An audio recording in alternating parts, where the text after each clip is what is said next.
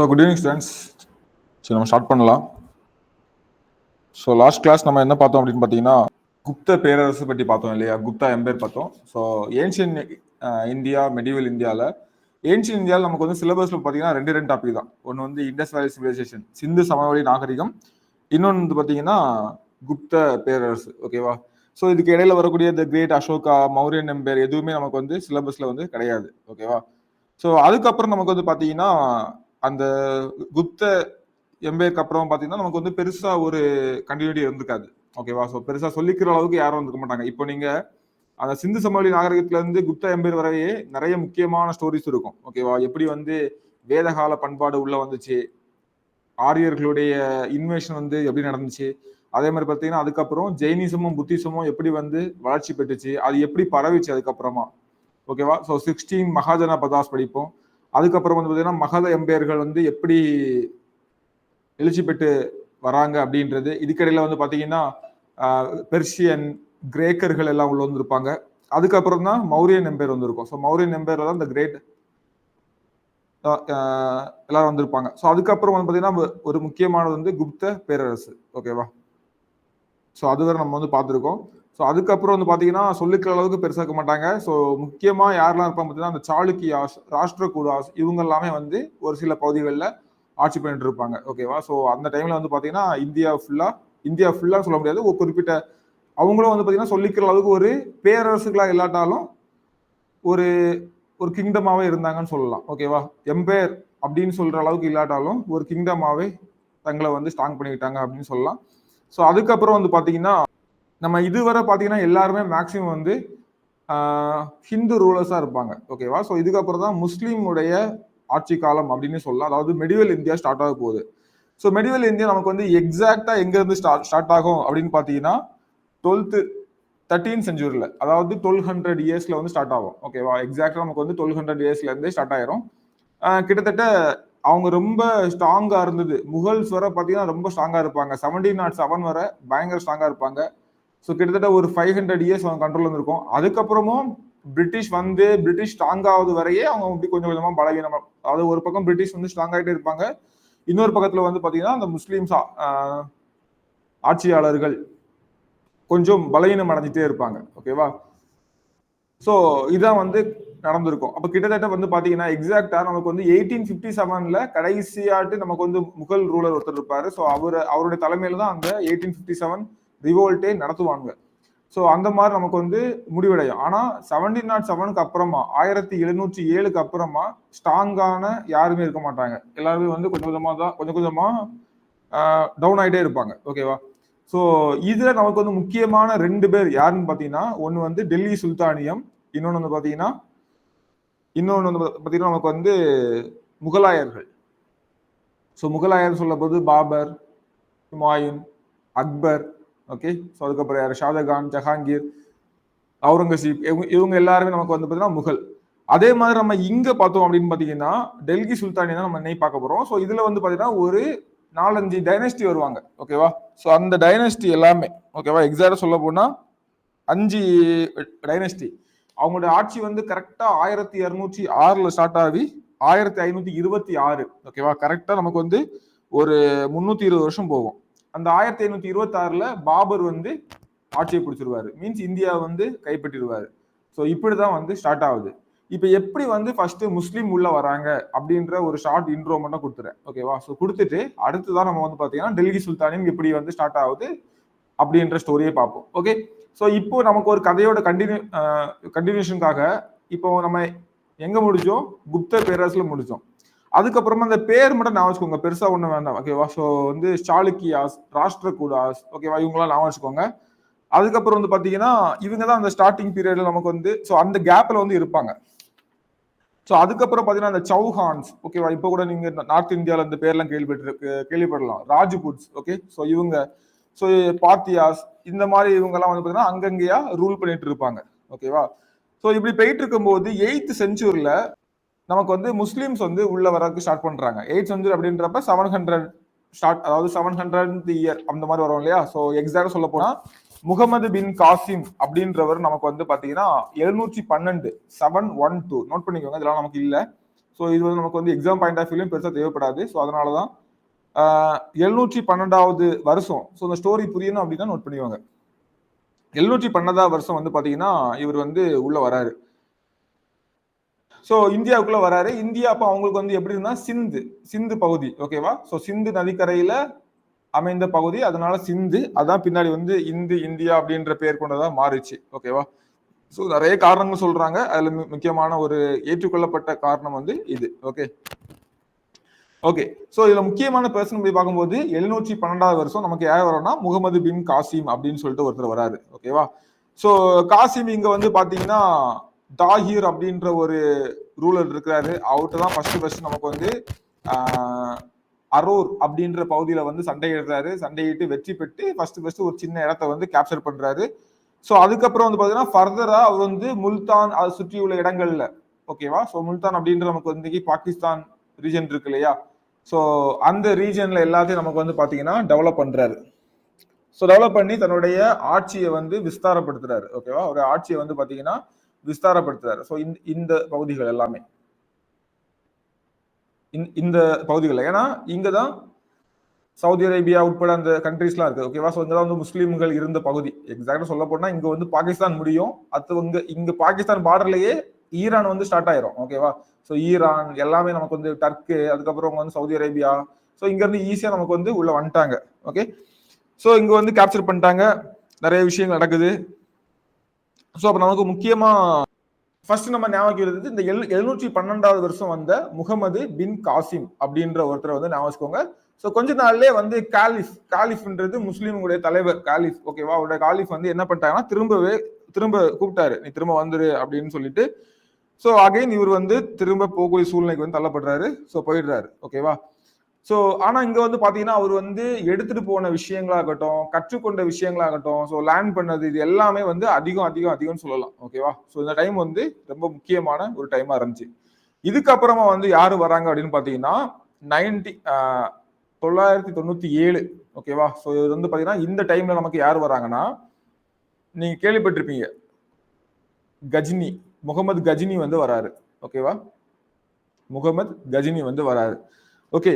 So இவர் வந்து பாத்தீங்கன்னா இந்தியா மேல ஒரு 17 முறை படையெடுத்திருப்பாரு. கிட்டத்தட்ட இவர் வந்து பாத்தீங்கன்னா இந்த 997 டு 1030 இந்த டைம்ல ஒரு 17 முறை வந்து படையெடுத்திருப்பாரு இந்தியா மேல, ஓகேவா?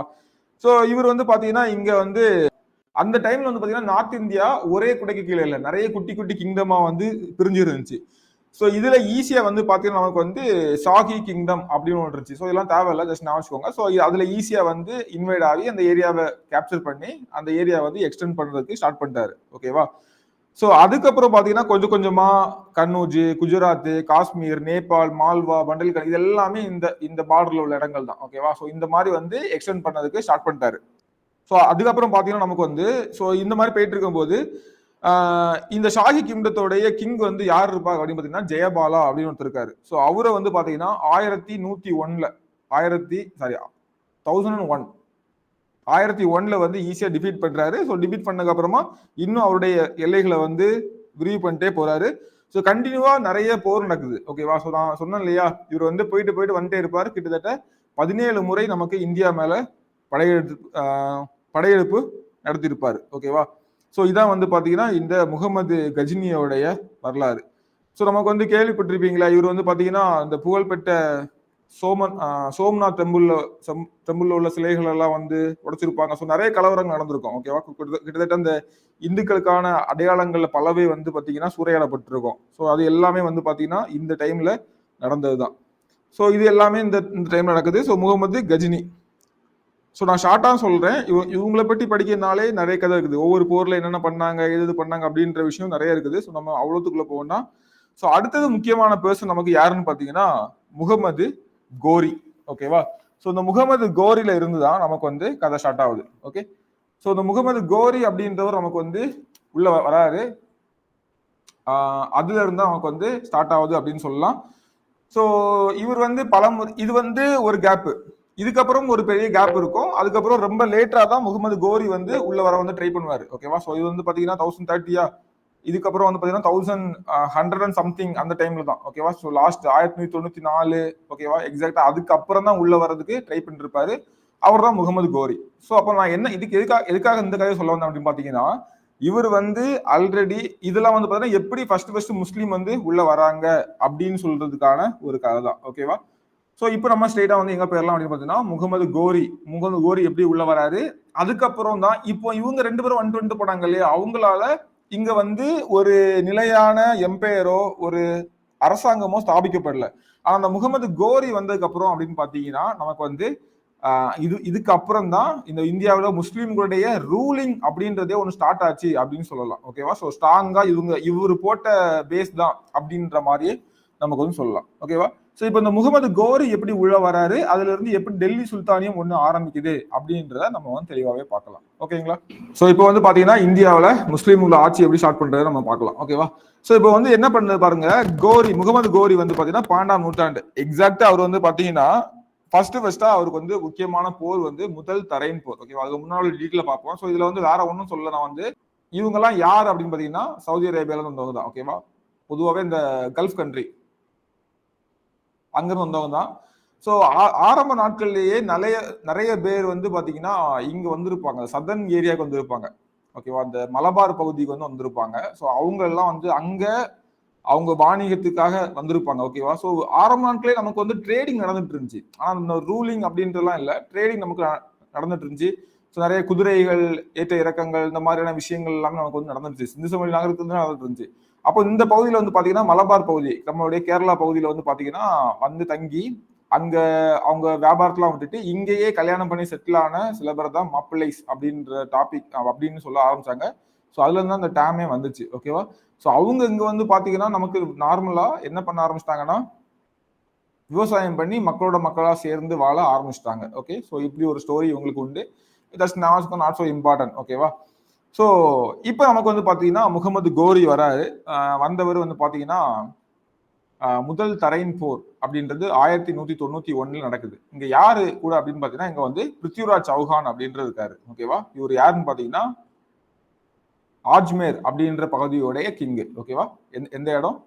ஆஜ்மேர். ஸோ ஆஜ்மேர் பகுதியோட கிங் தான் வந்து நமக்கு யாருன்னு பாத்தீங்கன்னா இந்த பிருத்விராஜ் சௌஹான் அப்படின்றவரு.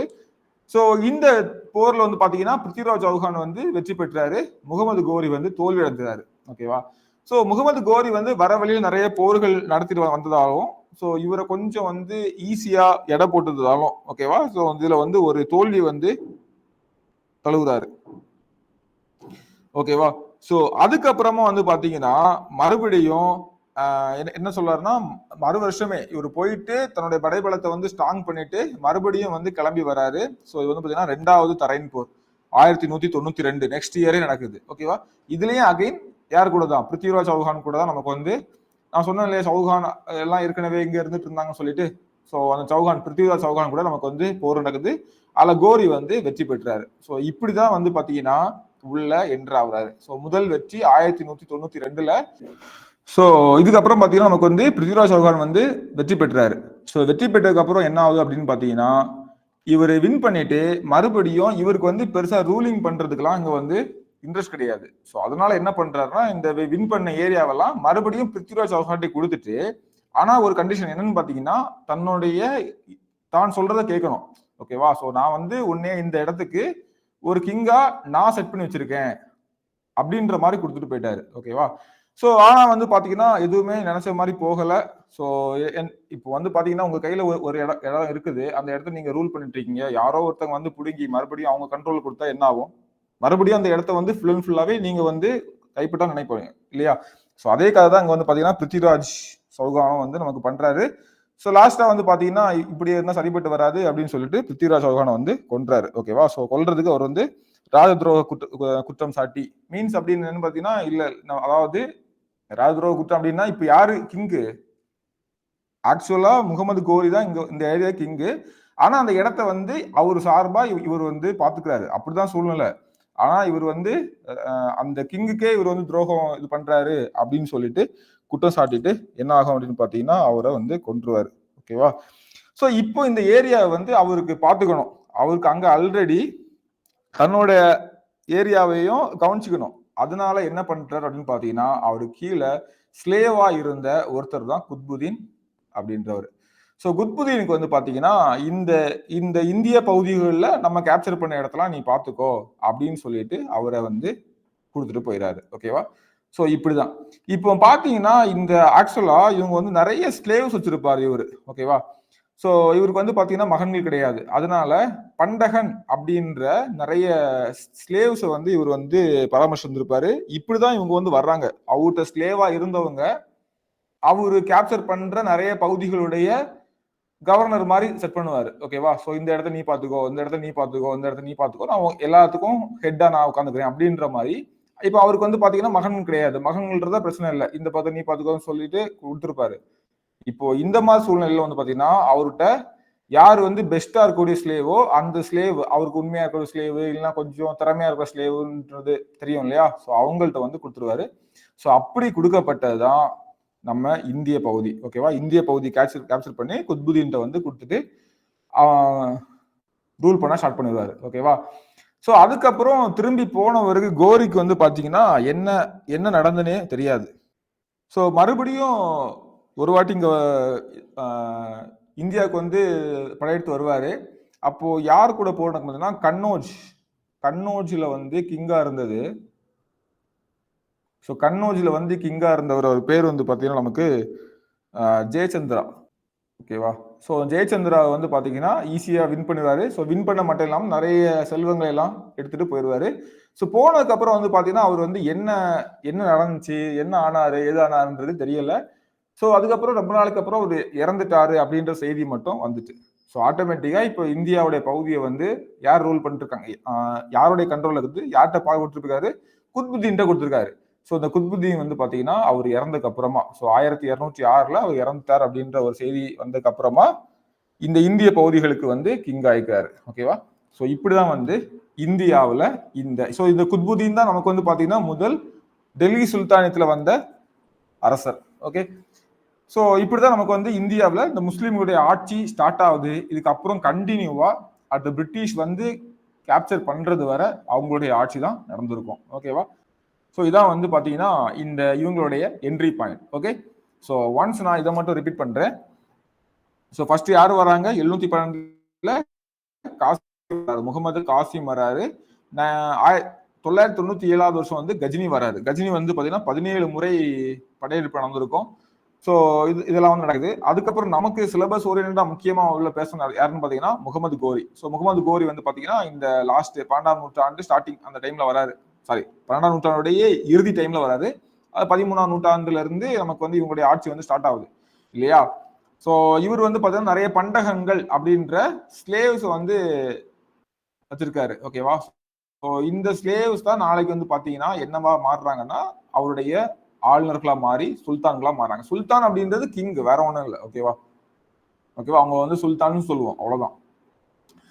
ஓகே, சோ எப்படி உள்ள வராரு அப்படின்னு பாத்தீங்கன்னா உள்ள வந்தவர் இங்க ஆஜ்மேர்ல கிங்கா இருந்த ஒரு பேர் வந்து பிருத்திவிராஜ் சௌஹானை வந்து வெற்றி பெற்றாரு 2வது தரைன் போர்ல. இது 2 கொஸ்டின் இருக்குது. முதல் தரைன் போர் வந்து எப்ப நடந்துச்சு அப்படின்னு பாத்தீங்கன்னா 1191. 2வது தரைன் போர் எப்ப நடந்துச்சு அப்படின்னு பாத்தீங்கன்னா 1192. ஓகேவா? பேட்டில் ஆஃப் டெரைன் சொல்லுவாங்க. ஓகே, சோ இந்த மாதிரி நடக்குது. இப்போ வந்து பாத்தீங்கன்னா அகைன் வின் பண்ணவரு இந்த ஏரியாலாம் நீ தான் பாத்துட்டு இருந்த, நீயே பாத்துட்டு என் கண்ட்ரோல்ல இருந்துக்கோ அப்படின்ற மாதிரி கொடுக்குறாரு. ஃபைனலா வந்து அவர் வந்து அந்த மாதிரி செயல்படல. அதனால தேச துரோக குற்றம், ராஜ துரோக குற்றம் சாட்டி அவர் வந்து கொண்டுட்டு அவருடைய ஸ்லேவ் ஒருத்தர், ஓகேவா, அவருடைய ஸ்லேவ்ல ஒருத்தர் தான் இந்த குத்புதீன். ஸோ குத்புதீன் வந்து நமக்கு என்ன பண்றாங்கன்னா இந்த ஏரியாவுக்கு கவர்னரா அப்பாயின்மெண்ட் போறாரு. ஓகேவா? ஸோ அதுக்கப்புறம் அவரு கோரி இறந்துட்டாரு அப்படின்றப்ப இப்போ அவருக்கு மேல யாரும் இல்லை. ஸோ ஆட்டோமேட்டிக்கா இனிமே நான் தான் அப்படின்ற மாதிரி ஆட்சி பண்றதுக்கு ஸ்டார்ட் பண்றாரு. ஓகேவா? ஸோ இதுதான் வந்து பாத்தீங்கன்னா இவங்களோட என்ட்ரி பாயிண்ட்.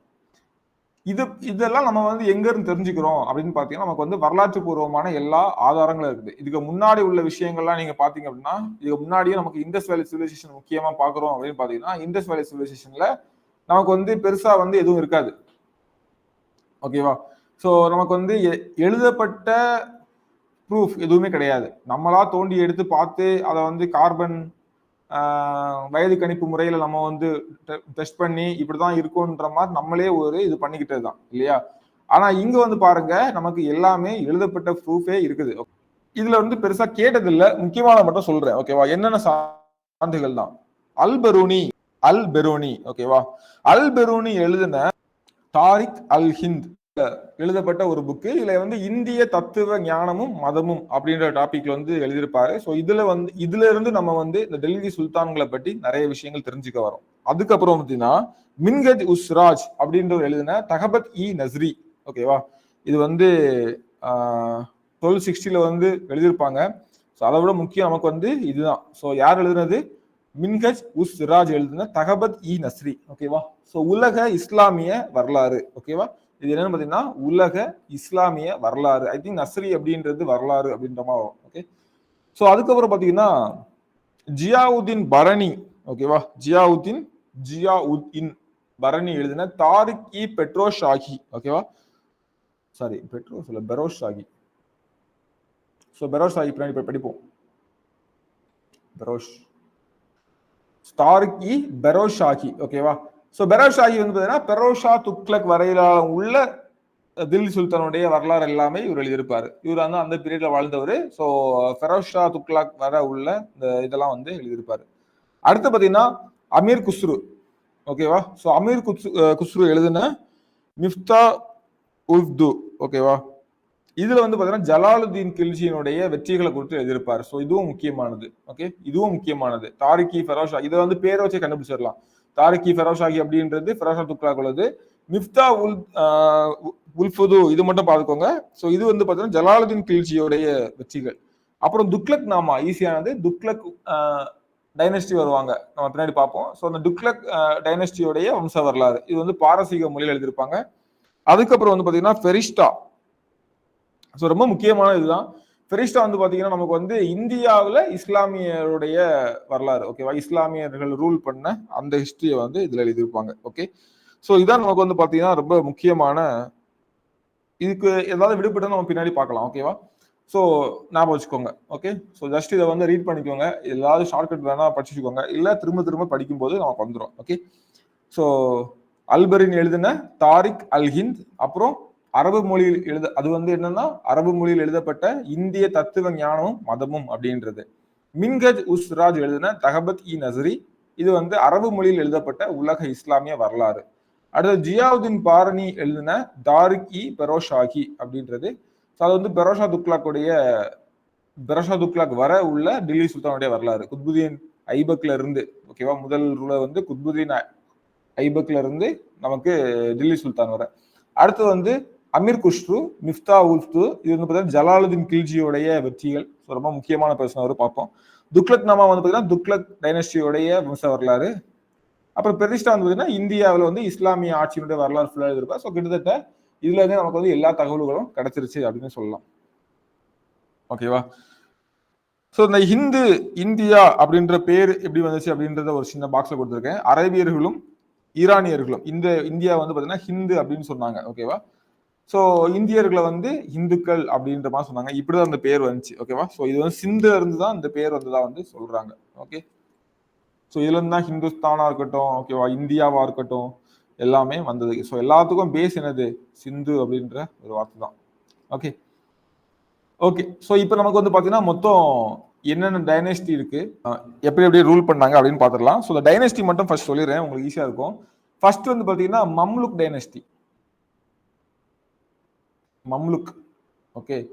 ஸோ அடுத்து வந்து பார்த்தீங்கன்னா மம்லுக் அல்லது ஸ்லேவ் அடிமை வம்சம் சொல்லுவாங்க ஓகேவா. ஸோ டைனஸ்டி நான் சொல்றது எல்லாமே வம்சம். அடுத்து வந்து கில்ஜி.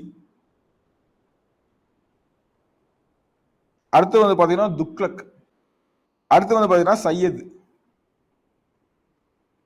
அடுத்தது கடைசியா வந்து லோடி. இது மறக்கக்கூடாது ஓகேவா. ஸோ லோடி டைனஸ்டியில் இப்ராஹிம் லோடி இருப்பார், அவரை தோக்கடிச்சு தான் பாபர் வருவார் ஓகேவா. அதாவது முகலாய வம்சம் வந்து ஸ்டார்ட் ஆகும். ஸோ மீதி எல்லாம் நம்ம பின்னாடி பார்க்கலாம். அப்போ என்னென்ன டைனஸ்டிலாம் வந்தாங்கன்னா ஃபர்ஸ்ட் வந்து மம்லுக் டைனஸ்டி, அதுக்கப்புறம் வந்து பார்த்தீங்கன்னா கில்ஜி டைனஸ்டி, கில்ஜி அப்படின்னா சொல்லுவாங்க.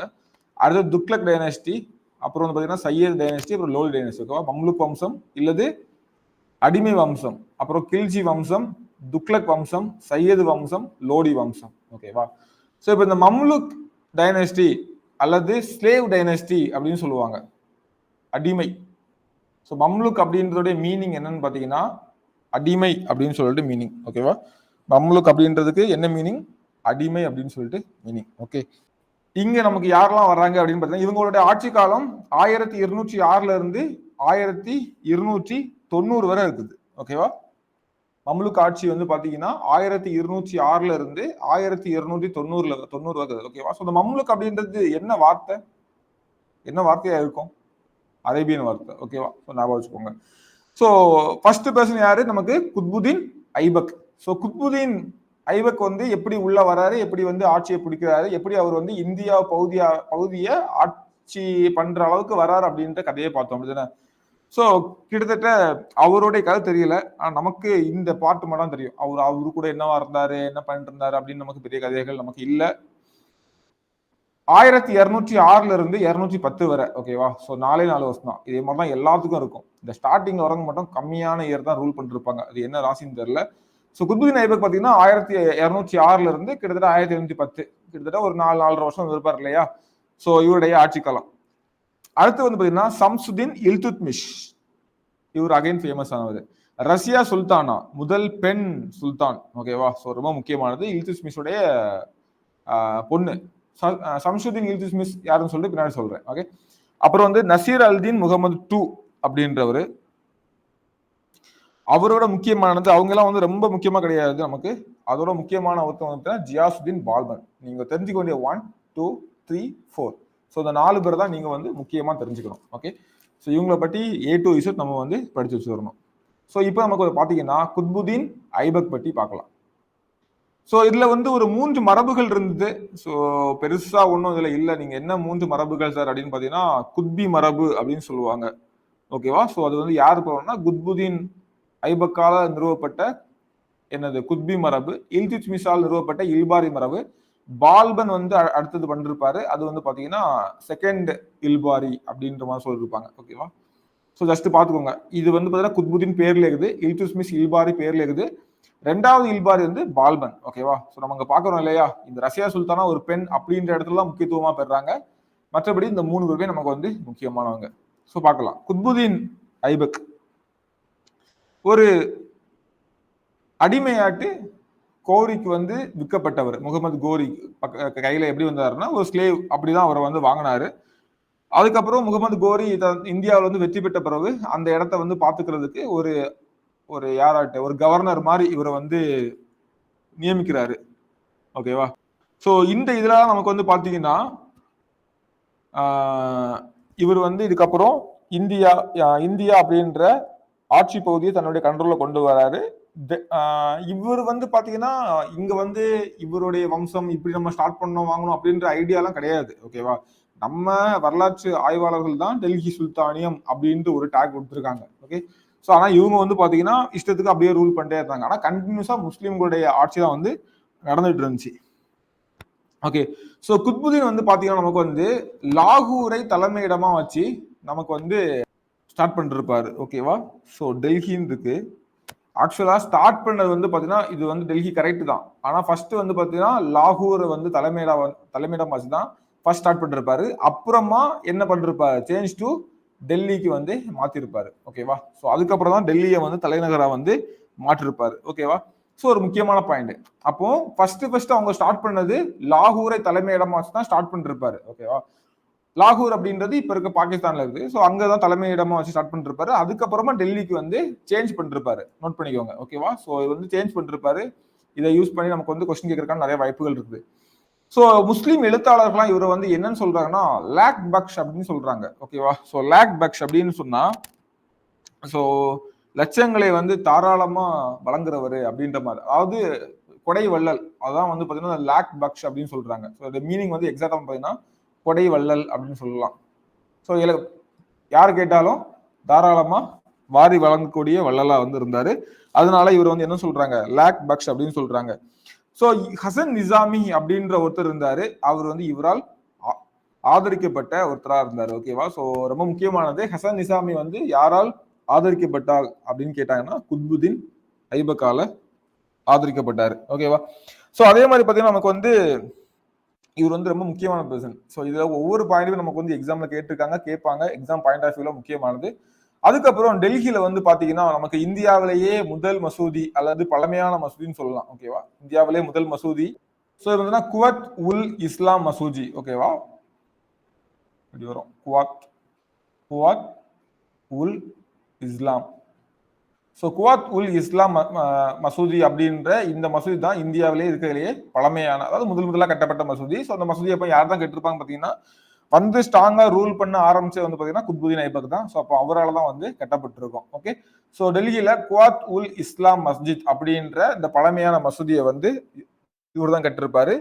அதே மாதிரி பாத்தீங்கன்னா குதுப் மினார் அப்படின்றது நம்ம ஆல்ரெடி குப்தா பேரரசு பார்க்கும்போது பார்த்தோம். ஸோ குதுப் மினார்ல வந்து நமக்கு அந்த குதுப் மினார் வளாகத்துக்குள்ள ஒரு பில்லர் இருக்கு அப்படின்றதான் பார்த்தோம் இல்லையா? ஸோ அந்த குதுப் மினார் அப்படின்றத அதை ஸ்டார்ட் பண்ணி விட்டவர் வந்து இவரு தான். அதுக்கப்புறம் பின்னாடி வந்த இல்துத்மிஷ் வந்து கட்டி முடிச்சிருப்பாரு. ரொம்ப முக்கியமானதுன்னா இந்த சூஃபி துறஃபி குவாஜா குத்புதீன் பக்தியார் அவருடைய பேர்ல தான் இந்த குதுப்பினாரை வந்து கட்ட ஆரம்பிச்சிருப்பாரு. ஓகேவா? ஸோ அதை பற்றி பார்க்கலாம், முக்கியமானது. ஓகே. ஸோ அதே மாதிரி பார்த்தீங்கன்னா இவர் வந்து தன்னுடைய தலைநகரமாட்ட லாகூர்ல இருந்து ஸ்டார்ட் பண்றாரு. அதுக்கப்புறம் அதை வந்து பாத்தீங்கன்னா டெல்லிக்கு வந்து மாத்துறாரு இல்லையா? ஸோ அதுக்கப்புறம் பாத்தீங்கன்னா அந்த ஏரியா எல்லாமே எக்ஸ்டெண்ட் பண்றதுக்கு வந்து ஸ்டார்ட் பண்றாரு. ஓகே. ஸோ ஏரியாஸ் எல்லாமே வந்து பாத்தீங்கன்னா எக்ஸ்டெண்ட் பண்றது ஸ்டார்ட் பண்றாரு. முக்கியமா இந்த கங்கை சமவெளி பகுதி இருக்கு இல்லையா? ஸோ இதான் இந்தியா, இங்க வந்து டெல்லி இருக்குது. ஸோ இந்த கங்கை சமவெளி பகுதி வந்து இந்த இடத்துல வருது. ஓகேவா? ஸோ இங்க இருந்தே வரும். இந்த கங்கை சமவெளி பகுதி ஃபுல்லாவே வந்து கேப்சர் பண்றதுக்காக அவரே வந்து தலைமையேற்று படைகளை வந்து நடத்தி போறாரு. அதே மாதிரி இந்த பக்கம் இந்த சைடு எல்லாமே, அதாவது அவர் இருக்க ஏரியால இருந்து இந்த பக்கம் இந்த கீழே கங்கை சமவெளின்னு சொல்லுவாங்க. இந்த ஏரியா எல்லாமே வந்து பாத்தீங்கன்னா பக்தியார் கில்ஜி அப்படின்ற ஒருத்தர் வந்து அனுப்புறாரு. ஸோ இங்கதான் நமக்கு வந்து பீகார் எல்லாமே இருக்குது. நம்ம வந்து பார்த்தோம் இல்லையா, நலந்தா பல்கலைக்கழகம் பக்தியார் கில்ஜியோடைய இதுல வந்து என்ன பண்ணப்பட்டுச்சு, தரைமட்டமாக்கப்பட்டுச்சுன்னு பார்த்தோம் இல்லையா? ஸோ இந்த டைம்ல வந்து பாத்தீங்கன்னா இந்த குத்புதி ஐபக்கோடைய காலத்துல போர் புரியும் போது இந்த கீழே கங்கை சமவெளி பகுதிகளில் வந்து யார்கிட்ட கொடுத்தாரு அப்படின்னு பாத்தீங்கன்னா பக்தியார் கல்ஜி அப்படின்றவர்கிட்ட கொடுத்துருப்பாரு. ஓகே. ஸோ அதுல இல்ல பாத்துக்கோங்க. ஸோ அந்த பக்தியார் கில்ஜி வந்து இந்த பக்கத்துல உள்ள இடங்களை வந்து போர் புரிஞ்சு போகும்போது என்ன ஆகுதுன்னு பாத்தீங்கன்னா அந்த இடங்கள் எல்லாமே அவருடைய கண்ட்ரோல்ல சரி, அவர் வந்து இந்த இடங்கள்ல போர் புரியும் போதுப்பா அந்த நலந்தா யூனிவர்சிட்டி வந்து பயங்கரமா தாக்கப்படுது. ஓகே. ஸோ என்ன பண்ணாங்கன்னா அது வந்து ஒரு ராணுவ கேம்ப் அப்படின்ற மாதிரி நினைச்சிட்டாங்க. ஏதோ வந்து பாத்தீங்கன்னா உள்ள எல்லாரும் இங்கதான் ஒரு கேம்ப் போட்டு தங்கியிருக்காங்க அப்படின்ற மாதிரி நினைச்சு அதை வந்து பயங்கரமா தாக்குறதுக்கும் ஸ்டார்ட் பண்ணிட்டாரு. ஓகேவா? ஸோ இது ஒரு ஸ்டோரி ஞாபகம் வச்சுக்கோங்க. ஸோ அப்ப நமக்கு வந்து இன்னொன்னு பாத்தீங்கன்னா கடைசியா வந்து பாத்தீங்கன்னா ஆமா, இது வந்து யாருடைய பேர்ல வந்து அந்த குதுப்பினார் வந்து கட்ட ஆரம்பிச்சாரு அப்படின்றதையும் பாத்துக்கோங்க. சூஃபி துறபி குவாஜா குத்புதீன் பக்தியார் அப்படின்றது. ஸோ கடைசியா வந்து பாத்தீங்கன்னா இவர் வந்து ஒரு கிட்டத்தட்ட 4.5 வருஷம் வந்து ரூல் பண்ணிருப்பாரு. ஃபைனலா நமக்கு வந்து பாத்தீங்கன்னா போலோ அப்படின்ற கேம், ஸோ குதிரையில இருந்து ஒரு கால்ஃப் மாதிரி விளையாடுவாங்க இல்லையா? ஸோ பார்த்துருப்பீங்கன்னு நினைக்கிறேன். ஸோ அந்த போலோ கேம் விளையாடும் போது குதிரையில இருந்து ஸ்லிப் ஆகி கீழே விழுந்து இறந்து போயிடுவாரு. ஓகேவா? ஸோ இவரோட ஷார்ட் ஸ்டோரி தான். ஓகே. இப்போ பாத்தீங்கன்னா கிட்டத்தட்ட நிறைய பகுதியை வந்து கேப்சர் பண்ணிடுவாரு. ஸோ அப்போ முக்கியமான பாயிண்ட்ஸ் என்னன்னு பாத்தீங்கன்னா இவர் வந்து லாகூர்ல இருந்து, ஸோ லாகூரை தலைநகரா வச்சு ஸ்டார்ட் பண்ணி லாகூர்ல இருந்து டெல்லிக்கு வந்து தலைநகர பின்னாட்கள் வந்து மாத்திருப்பாரு. முஸ்லீம் எழுத்தாளர்கள் எல்லாமே இவர் வந்து என்னன்னு சொல்றாங்க, லாக் பக்ஷ் அப்படின்னு சொல்றாங்க. ஏன் அப்படின்னு பாத்தீங்கன்னா இவர் வந்து தாராளமா எல்லாத்துக்கும் வாரி வாரி கொடுக்குறவர். ஓகேவா? கொடை வள்ளல். அதனால அவர் வந்து லாக் பக்ஷ் அப்படின்னு சொல்றாங்க. ஹசன் நிசாமி அப்படின்ற ஒருத்தரால வந்து ஹசன் நிசாமி அப்படின்ற ஒரு பர்சனை வந்து ஆதரிச்சுப்பாருன்னா அவங்க வந்து புலவரா இருக்கலாம், இல்ல வந்து பாத்தீங்கன்னா இன்டெலிஜென்ட் பீப்புளா இருக்கலாம். ஸோ அவங்களால வந்து சமூகத்துக்கு நிறைய நல்லது விளைவிக்குன்னு சொல்றப்ப அவங்களுக்கு பொருளுதவி கொடுத்து உன்னோட எல்லாமே நான் பாத்துக்கிறேன், நீ உன்னோட வேலையை பாரு அப்படின்ற மாதிரி சொல்றது. ஓகேவா? ஸோ நம்ம தமிழ்ல பார்த்துருப்போம் இல்லையா, புலவர்கள் வந்து முக்கியமான புலவர்கள் எல்லாமே சில கிங்ஸ் வந்து என்னன்னா கூட வச்சுப்பாங்க. ஓகேவா? ஸோ அவங்களுடைய புலமை, தமிழ் ஆறு இன்டெலிஜென்ட், அந்த காலத்துல புலவர்கள் எல்லாமே வெறுமனே தமிழ்ல மட்டும் பெஸ்டா இல்லாம அவங்களுடைய இன்டெலிஜென்ஸ்லயும் வந்து பெஸ்டா இருந்தாங்க. ஓகேவா? ஸோ அந்த ஒரு கதையை புரிஞ்சுக்கணும். அதனாலதான் இவங்க வந்து அவங்களெல்லாம் கூட வச்சிருந்தாங்க. ஸோ இந்த மாதிரி பல பேரை கூட வச்சிருப்பாங்க. ஸோ தமிழ் மட்டும் இல்லாம எங்க நாட்டுலாம் பாத்தீங்கன்னா நம்ம வந்து நவரத்ன பார்த்தோம் தானே, யாரு? 2ஆம் சந்திரகுப்தர். ஓகே. ஸோ அவர் வந்து பாத்தீங்கன்னா நமக்கு வந்து நவரத்னாஸ் அப்படின்ற ஒரு கேட்டகரி வச்சிருந்தாரு. 9 பேர் அவருடைய அவையில இருந்தாங்க. ஸோ அந்த நவரத்னாஸ் வந்து பாத்தீங்கன்னா அதே மாதிரிதான் அவங்களையும் அவங்களுக்குள்ள எல்லாம் கொடுத்து கிட்டத்தட்ட ஆதரிக்கிறது மாதிரி. ஆதரிக்கிறது மீன்ஸ் நான் பாத்துக்கிறேன் அப்படின்ற மாதிரி. ஓகேவா? ஸோ அவங்க வேலையை பார்ப்பாங்க, இவர் சம்பளம் கொடுக்கறது வாங்குறது எல்லாமே. ஓகே. ஸோ அதுக்கப்புறம் வந்து இந்தியாவில் பழமையான மசூதின்னு சொல்றது குவாத்துல் இஸ்லாம் மஸ்ஜித், ஓகேவா, மசூதி டெல்லியில இருக்குது. ஸோ இதை கட்டினதும் நமக்கு வந்து குத்புதீன் ஐபக் தான். ஸோ குத்புதீன் ஐபக் வந்து குத்புதீன் ஐபக் தான் குதுப் மினாருக்கு அடிக்கல் நாட்டிருப்பாரு. ஆனா அதை கட்டி முடிச்சது இல்துத்மிஷோட பீரியட்லாம் கட்டி முடிச்சிருப்பாங்க. சூஃபி துறவி கோஜா குத்புதீன் ஐபக் கோஜா குத்புதீன் பக்தியார் அவருடைய பேர்ல தான் இதை வந்து ஸ்டார்ட் பண்ணிருப்பாரு. ஓகேவா. ஸோ ஃபைனலா இவர் வந்து பாத்தீங்கன்னா போலோ விளையாட்டுல வந்து தவறி விழுந்து இறந்து போறாரு இந்த குத்புதீன் ஐபக். ஓகே. ஸோ இன்ட்ரெஸ்டிங்கான ஸ்டோரியா. அடுத்து பாத்தீங்கன்னா நமக்கு வந்து யார் வராங்கன்னா இல்துத்மிஷ் வராரு. ஸோ இந்த இல்துத்மிஷ் யாருன்னு பாத்தீங்கன்னா குத்புதீன் ஐபக்கோடைய அடிமை. ஓகேவா. சம்சுதீன் இல்துத்மிஷ். ஸோ இது ஒரு இன்ட்ரெஸ்டிங் ஸ்டோரி. இவரு கிட்டத்தட்ட ஒரு 25-26 இயர்ஸ் வந்து ஆட்சி பண்றாரு. ஓகேவா. ஸோ சம்சுதீன் இல்துத்மிஷ் இவர் வந்து பாத்தீங்கன்னா அகைன் இவங்க எல்லாமே டர்க்கி, அதனால வச்சுக்கோங்க. ஓகேவா. இவங்க எல்லாம் வந்து எங்க வராங்க, துருக்கியில இருந்து, டர்க்கில இருந்து வராங்க. அரப் கண்ட்ரிஸ் அந்த இடம் தான். இவங்க வந்து இப்ப இருக்கிற டர்க்கில இருந்து வந்தவங்க. ஐபக்கோடைய மகன் பேரு என்னன்னு பாத்தீங்கன்னா ஆரம் ஷா. ஆரம் ஷா ஐபக் இன் மகன். ஓகேவா. இல்ல நான் வச்சுக்கோங்க. சோ ஆரம் ஷா யாருன்னு பாத்தீங்கன்னா ஐபக்கோடைய பையன். ஆனா இப்போ வந்து அப்பாக்கு அப்புறம் பையன் தான் ஆட்சி வரமா இருக்கும். அப்பா திடீர்னு எதிர்பாராதமா இறந்து போயிட்டாரு. இப்போ ஆரம் ஷாக்கு அவ்வளவா ஒரு நாலேஜ் இல்லை. ஓகேவா. அடுத்தது எடுத்து நடத்துறதுக்குள்ள ஒரு திறமை வந்து அவருக்கு இல்லை. அதனால என்ன பண்றாங்கன்னா, சோ இங்க முக்கியமான விஷயம் வந்து இவர் வந்து வாரிசு உரிமை போறோ அவரை தோற்கடிக்கவோ எதுவுமே பண்ணல. ஓகேவா. சோ இந்த துருக்கிய பிரபுக்கள் இருப்பாங்க, அவங்க எல்லாம் சேர்ந்து இந்த இவர் யாருன்னு பாத்தீங்கன்னா அவருடைய படைத்தளபதி. ஓகே. யாரு இல்துத்மிஷ் வந்து பாத்தீங்கன்னா குத்புதீன் ஐபக்கோடைய அடிமை. ஆல்சோ அவருடைய படைத்தளபதியா வந்திருப்பாரு. இது மட்டும் இல்லாம அவருடைய மருமகனும் கூட. மெயினா மருமகன் தான் நான் வந்து மென்ஷன் பண்ணிருக்கணும். ஸோ குத்புதீன் ஐபக்குடைய மருமகன் தான் இந்த இல்துத்மிஷ். ஓகேவா. ஸோ இவர் வந்து எப்படி இங்க வந்தாருன்னா இல்துத்மிஷோடைய அடிமையா தான் உள்ள வந்தாரு. ஆனா திறமையா இருந்ததுனால அதுக்கப்புறம் அப்படி கதை வந்து மாறிச்சு. ஓகேவா. ஸோ படை தளபதியாவும் இருந்தாரு. ஓகே. ஸோ அதே மாதிரி பாத்தீங்கன்னா மருமகனாவும் மருமகனா இருந்தது அந்த குத்புதீன் ஐபக் அப்படின்றவரு. ஸோ அப்ப குத்புதீன் ஐபக்கோடைய அடிமை படைத்தளபதி, அடிமையா இருந்தவர் படைத்தளபதியா மாறி மருமகனாவும் மாட்டாரு. அவர் தான் இந்த இல்துத்மிஷ். ஆரம் ஷா யாருன்னு பாத்தீங்கன்னா குத்புதீன் ஐபக்கோடைய பையன். சோ ஆரம் ஷா வந்து திறமை இல்லாம இருந்தார் அப்படின்னா இவருடைய படைத்தளபதி ஆட்டோமேட்டிக்கா எல்லா இடத்துலயும் நடக்கும். ஓகேவா. எல்லா கதையிலையும் பாப்பீங்க, வர வர நீங்க வந்து ரிலேட் பண்ணிக்கலாம். சோ ஆட்டோமேட்டிக்கா இவர் வந்து என்ன பண்றாரு, இவர் வந்து அந்த துருக்கிய பிரபுக்களால எல்லாத்தாலும் சொல்றாங்க, இல்ல இவரெல்லாம் நம்ம வந்து வைக்க போறோம் அப்படின்னு சொல்லிட்டு எல்லாரும் சேர்ந்துதான் இவரை வந்து ஸ்டார்ட் பண்றாங்க. இப்ப பாருங்க, குத்புதீன் ஐபக்கோடைய இதுல இருந்து நமக்கு இன்னொரு கேட்டகரி வந்து தாண்டி வருது. ஓகேவா. குத்புதீன் ஐபக் வந்து ஃபர்ஸ்ட் வந்து என்ன ஸ்டார்ட் பண்றாரு, குத்பி மரபு அப்படின்ற ஒன்னும் ஸ்டார்ட் பண்றாரு. ஓகேவா. சோ இவர் வந்து பாத்தீங்கன்னா நமக்கு வந்து என்ன ஸ்டார்ட் பண்றாரு, குத்பி மரபு அதாவது குத்புதீன் ஐபக்கோட பையன் ஆரம் ஷா வந்திருந்தா அது கண்டினியூ ஆயிருக்கும். இப்ப ஆரம் ஷா வரல அப்படின்னால அதோட முடிஞ்சு புதுசா ஒருத்தர் வராரு இல்லையா, இல்துத்மிஷ். புரியுதா உங்களுக்கு. இல்துத்மிஷுக்கும் இவருக்கு எந்த ரத்த உறவு ரத்த பண்டெல்லாம் கிடையாது. ஓகேவா. மருமகன் அப்படின்றப்ப அவர் வந்து படைத்தளபதியா இருந்து அவருடைய பொண்ணை கல்யாணம் பண்ணி அப்படிதான் மருமகன். சோ அந்த மாதிரி இருக்கும்போது நமக்கு என்ன ஆகுதுன்னா இவர் வந்து இப்ப உள்ள வராரு, இப்ப புதுசா ஒரு இதை வந்து ஸ்டார்ட் பண்றாரு. அதுதான் வந்து பாத்தீங்கன்னா இல்பாரி மரபு அப்படின்ற ஸ்டார்ட் பண்ணுவாரு. நம்ம ஆல்ரெடி பார்த்தோம் இல்லையா, நான் ஸ்டார்டிங்ல சொல்லிருப்பேன் இல்லையா. சோ இல்துத்மிஷ் வந்து பாத்தீங்கன்னா இல்பாரி மரபு அப்படின்றத ஸ்டார்ட் பண்ணிருப்பாரு.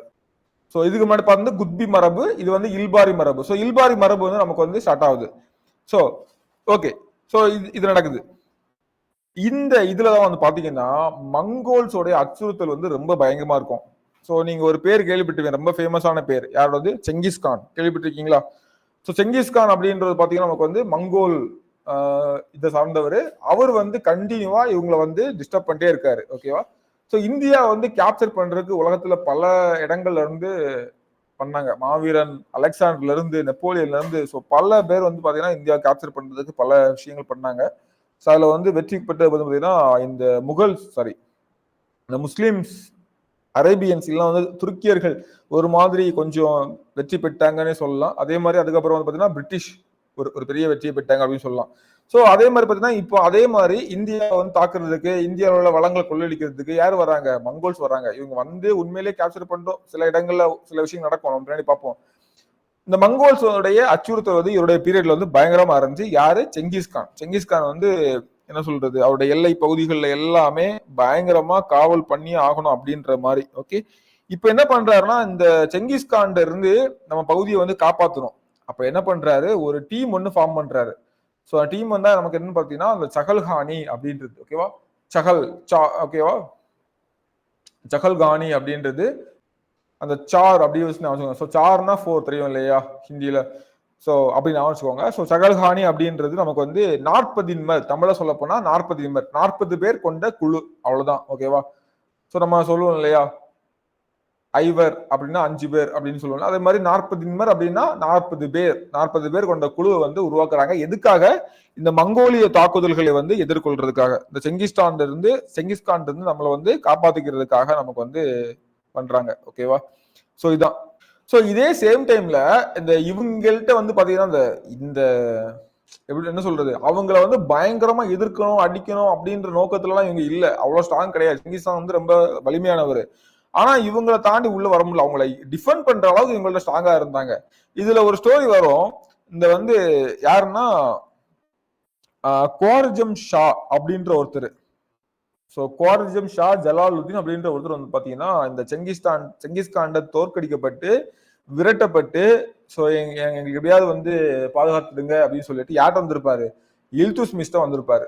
ஓகேவா, ஆனா அந்த இல்துத்மிஷ் வந்து பாதுகாப்பு கொடுக்க மாட்டேன் அப்படின்னு சொல்லுவாரு. ஓகேவா, இப்போ வந்து என்ன இந்த கதை தான் இங்க வந்து ஷேக் ஹசீனா நமக்கு வந்து பாத்தீங்கன்னா பங்களாதேஷ்ல இருந்து இந்தியா வந்து இருந்தாங்க இல்லையா எங்களுக்கு, அது மாதிரி இன்னொரு அங்க வந்து உள்நாட்டு கலவரத்துல விரட்டப்பட்டாங்க. இங்க வந்து இன்னொரு விஷயத்தால விரட்டப்பட்டு இவர்கிட்ட வந்து பாதுகாப்பு கேட்கிறாரு. சோ பாதுகாப்பு கொடுக்க மாட்டேன்னு சொல்றாரு. ஓகேவா, சோ கொடுத்திருந்தா என்ன ஆகணும், ஆட்டோமேட்டிக்கா எதிரியும் சேர்ந்துட்டாங்க. ஓகேவா, ஆல்ரெடி இவர் இந்தியா கைப்பற்ற நினைக்கிறாரு, இல்துத்மிஷ் இருக்கிறாரு செங்கிஸ்கானு, நம்மளால தோக்கடிக்கப்பட்ட வேற இங்க போய் ஜாயின் பண்ணிட்டான் அப்படின்றப்ப இன்னும் கோவம், இன்னும் அந்த ஒரு என்ன சொல்றது, அந்த போருக்கான காரணம் வந்து எக்ஸ்ட்ரா ஆகும் இல்லையா. சோ இதெல்லாம் புரிஞ்சுக்கிட்டு என்ன பண்றா இல்துத்மிஷ், இல்ல ஐ எம் வெரி சாரிப்பா அப்படின்ற மாதிரி சொல்லிடுறாரு.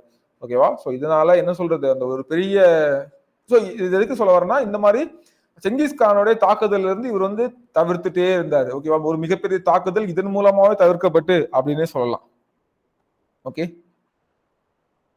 ஆனா இவங்க எப்பனாலும் தாக்கலாம். சோ தாக்குனா என்ன பண்ணலாம் அப்படின்றதுக்காக ஒரு டீமே வந்து பக்காவா செட் பண்ணி வச்சிட்டாரு. ஓகேவா, 40 மார்க் கொண்ட குழுவையும் வந்து செட் பண்ணி வச்சிட்டாரு. ஓகேவா, சோ இதான் வந்து 40 அப்படின்ற கதை. ஓகேவா, சோ ஃபர்ஸ்ட் வந்து குத்புதீனுக்கும் இல்துத்மிஷ்க்கும் என்ன தொடர்பு அப்படின்றத பார்த்துட்டோம். எப்படி வந்து இல்துத்மிஷ் ஆட்சியை பிடிக்கிறாரு, கிங்கா வராரு அப்படின்றத பார்த்துட்டோம். அடுத்தது மங்கோலியர்களுடைய அச்சுறுத்தல்னு போட்டிருக்கேன், அப்படின்னா என்ன அப்படின்றத பார்த்துட்டோம். 40 அப்படின்ற எதுக்காக பார்த்தோம், மங்கோலிய தாக்குதலை எதிர்கொள்றதுக்காக தான். அடுத்தது இவங்களுடைய பீரியட்ல வந்து பாத்தீங்கன்னா இந்த இக்தாரி சிஸ்டம் அப்படின்னு ஒன்று இருந்துச்சு. ஓகேவா, இக்தாரி சிஸ்டம் அப்படின்றது வேற ஒண்ணும் இல்ல, கிட்டத்தட்ட நம்ம ஊர்ல வந்து இந்த பாளையக்கார சிஸ்டம் இருந்தது மாதிரி. ஓகே, சோ நில விநியோக முறை அப்படின்றது வேற ஒண்ணும் இல்ல, இக்தா அப்படின்றது லேண்ட். ஓகேவா, இக்தார் அப்படின்னா நிலத்தை பெற்றவர். இப்போ வந்து இல்துத்மிஷ் இருக்காரு, அவரோட படையில வந்து முக்கியமான படை தளபதியா வீரரா ஏதோ சம்திங் இருக்காங்க. சோ அவங்கள சம்பளம் வந்து பாத்தீங்கன்னா டைரக்டா கொடுக்காம ஒரு குறிப்பிட்ட, அதாவது காசா கொடுக்காம, கேஷாவோ பணமாவோ கொடுக்காம அவங்களுக்கு என்ன பண்ணுவாங்க, ஒரு ஏரியாவை கொடுத்துருவாங்க. அந்த ஏரியாவை வந்து நீ தான் பாத்துக்கணும். ஓகேவா, அந்த ஏரியாவை நீ பாத்துக்கோ, அங்க இருந்து டாக்ஸ் கலெக்ட் பண்ணிக்கோ, அதுல கொஞ்சத்தை வந்து பாத்தீங்கன்னா கிங் கொடுத்துடணும். அந்த கொஞ்சம் மீதி கொஞ்சத்தை வந்து பாத்தீங்கன்னா உன்னுடைய படைகள் இருக்கும் இல்லையா, ட்ரூப்ஸ் இருக்கும் இல்லையா, அதெல்லாம் மெயின்டைன் பண்ணிக்கணும். மீதிய என்ன பண்றது, உன்னோட செலவுக்கு வச்சுக்கோ அப்படின்ற மாதிரியான கணக்கு. ஓகே, ஸோ சிம்பிளா சொல்ல போனா ஒரு இடம் கொடுத்துட்டேன், அந்த இடத்துல இருந்து காசை வாங்கி நீ இந்த விஷயத்தான் ஹேண்டில் பண்ணிக்கோ அப்படின்ற மாதிரி.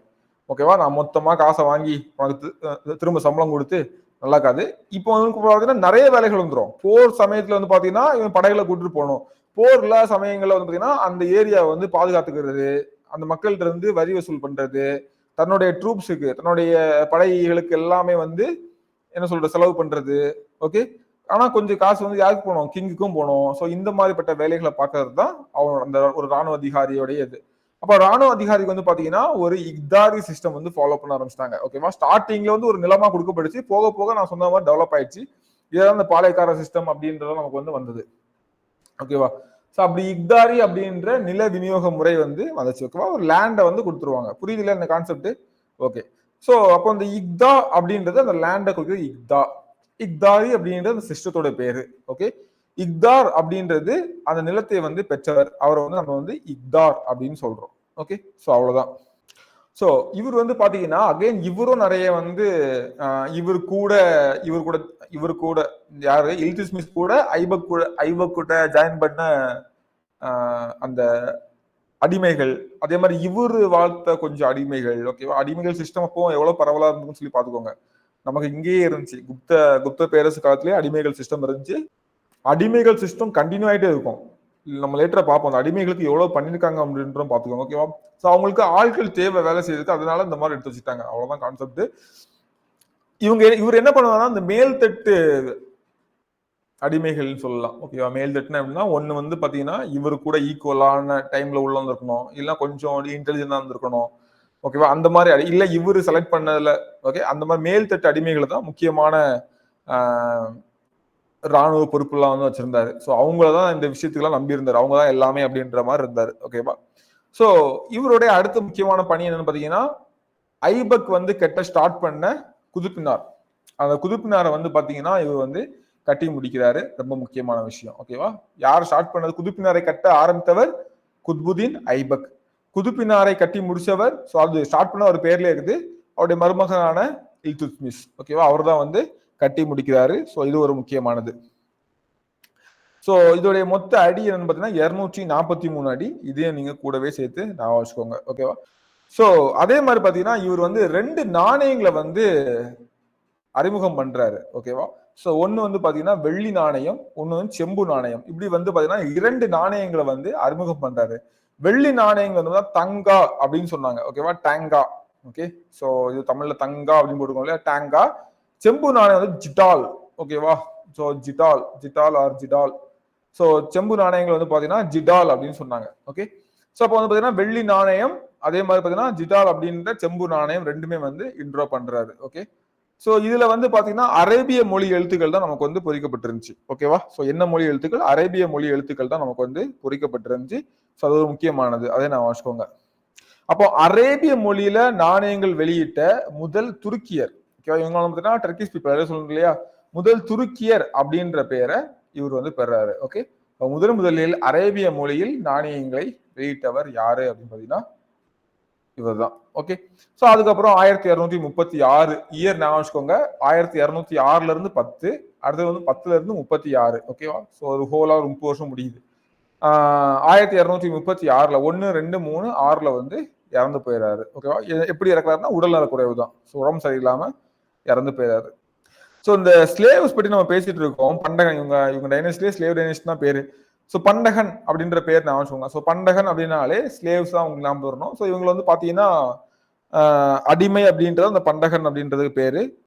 பண்டகன் அப்படின்றது பண்ட அப்படின்றதுடைய ப்ளூரல் ஃபார்ம் தான் பண்டகன். ஓகேவா, ஆப்பிள்ஸ் சொல்லுவோம் இல்லையா, ஸ்லேவ்ஸ் அது மாதிரிதான். ஸ்லேவ் தான் பண்ட, ஸ்லேவ்ஸ் தான் பண்டகன் அப்படின்னு சொல்லுவோம். ஓகே, பண்டகன் அப்படின்னா அடிமைகள் அப்படின்னு அர்த்தம். இவங்க இருக்காங்க, இவங்க வந்து பாத்தீங்கன்னா அவங்களுடைய கெப்பாசிட்டிக்கு ஏற்ற மாதிரி அவங்களுக்கு வந்து போஸ்டிங் கொடுத்துருந்தாங்க. இப்போ ராணுவ பணியில இருப்பாங்க. ஓகேவா, அரசர் கூட ரொம்ப க்ளோஸா இருந்த ஃப்ரெண்ட்ஸ் கூட இருக்காங்க. ஓகே, ஸோ இந்த மாதிரி பல வகையா தரம் பிரிக்கப்பட்டாங்க. ஓகேவா, ஸோ இதான் வந்து நம்ம பார்த்தீங்கன்னா சம்சுதீன் இல்துத்மிஷ். அப்போ இல்துத்மிஷ் வந்து பார்த்தீங்கன்னா இவர் யாரு? குத்புதீன் ஐபக்குடைய ஒரு அடிமையா இருந்தவர். பின்னாடி அவருடைய படைத்தளபதி மற்றும் மருமகன் ஆகிறாரு. ஸோ குத்புதீன் ஐபக் இறந்ததுக்கு அப்புறமா அவருடைய பையன் ஆரம் ஷா வந்து திறமையற்றவராகிறாரு.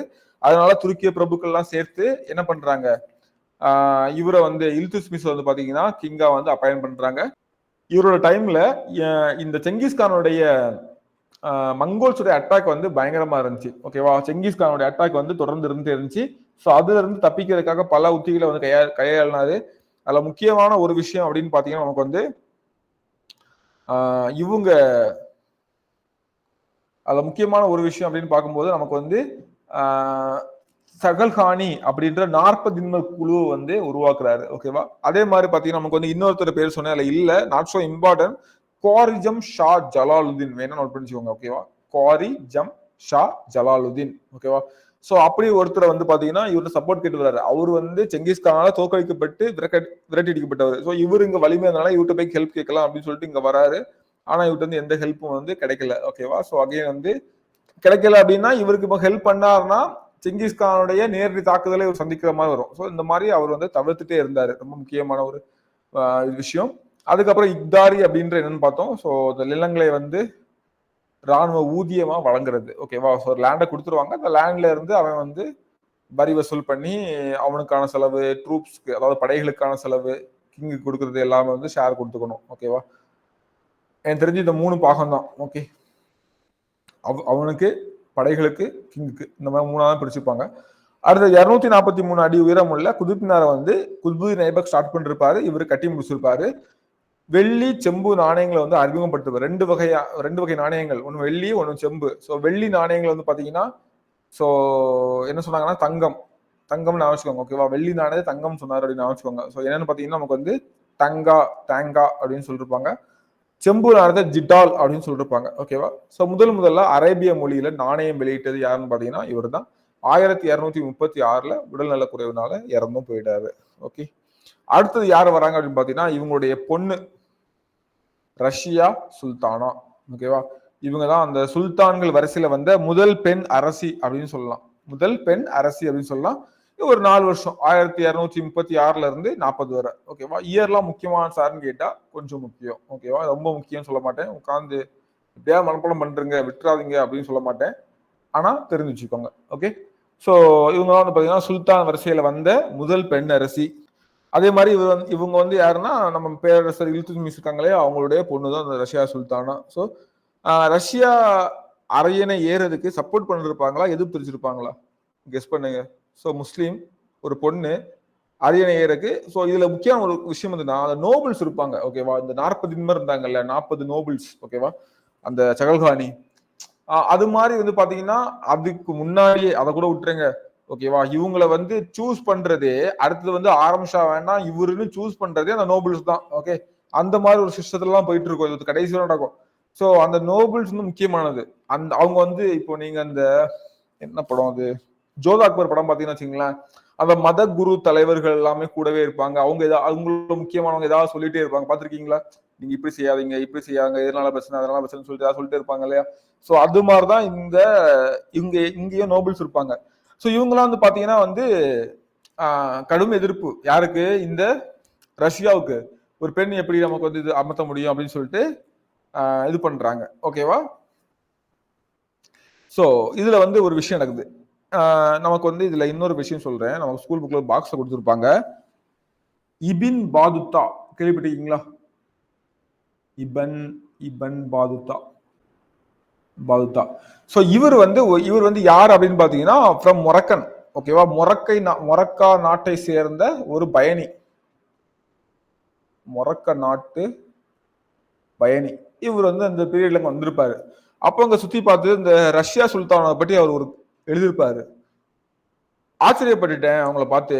ஒரு பெண் ஒரு ஆண் மாதிரி குதிரையில சவாரி செய்ததை பாக்குறேன். ஓகேவா? அவ்வளவு வீரம். ஒரு பெண் ஹேண்டில் பண்ற மாதிரியே இல்ல. ஒரு ஆணா அதுதான் எப்படி ஹேண்டில் பண்ணி எப்படி ஒரு வீரமா போவாங்க அது மாதிரி இருந்துச்சு.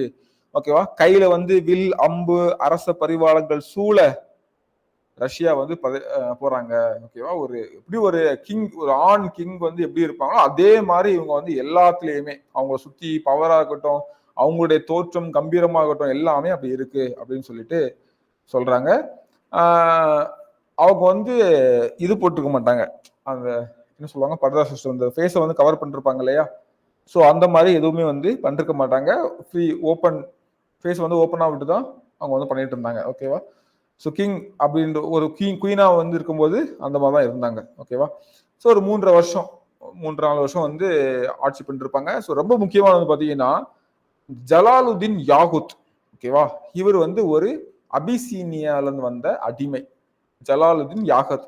இவங்க யாருன்னா இவருடைய இந்த ரஷ்யாவுடைய குதிரை படையுடைய தலைவரா இருந்தவர். ஓகேவா? குதிரை லாய பணித்துறை தலைவர் போட்டிருக்கு.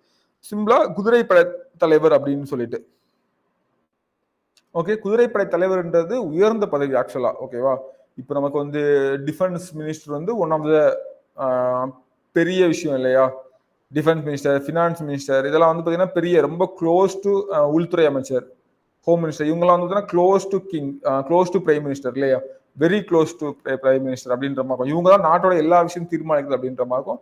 அது மாதிரி அந்த டைம்ல இந்த டிஃபென்ஸ், இந்த படைகள் தான் ரொம்ப முக்கியமா இருந்துச்சு. ஓகேவா, ஏன்னா மீதி விஷயங்கள் எல்லாத்தையும் வந்து கிங்கே பார்த்துப்பாங்க, கணக்கு வழக்கு உட்பட எல்லாமே ஒரு சின்ன ஆலோசனை எல்லாம் பார்த்துப்பாங்க அப்படின்ற மாதிரி இருந்துச்சு.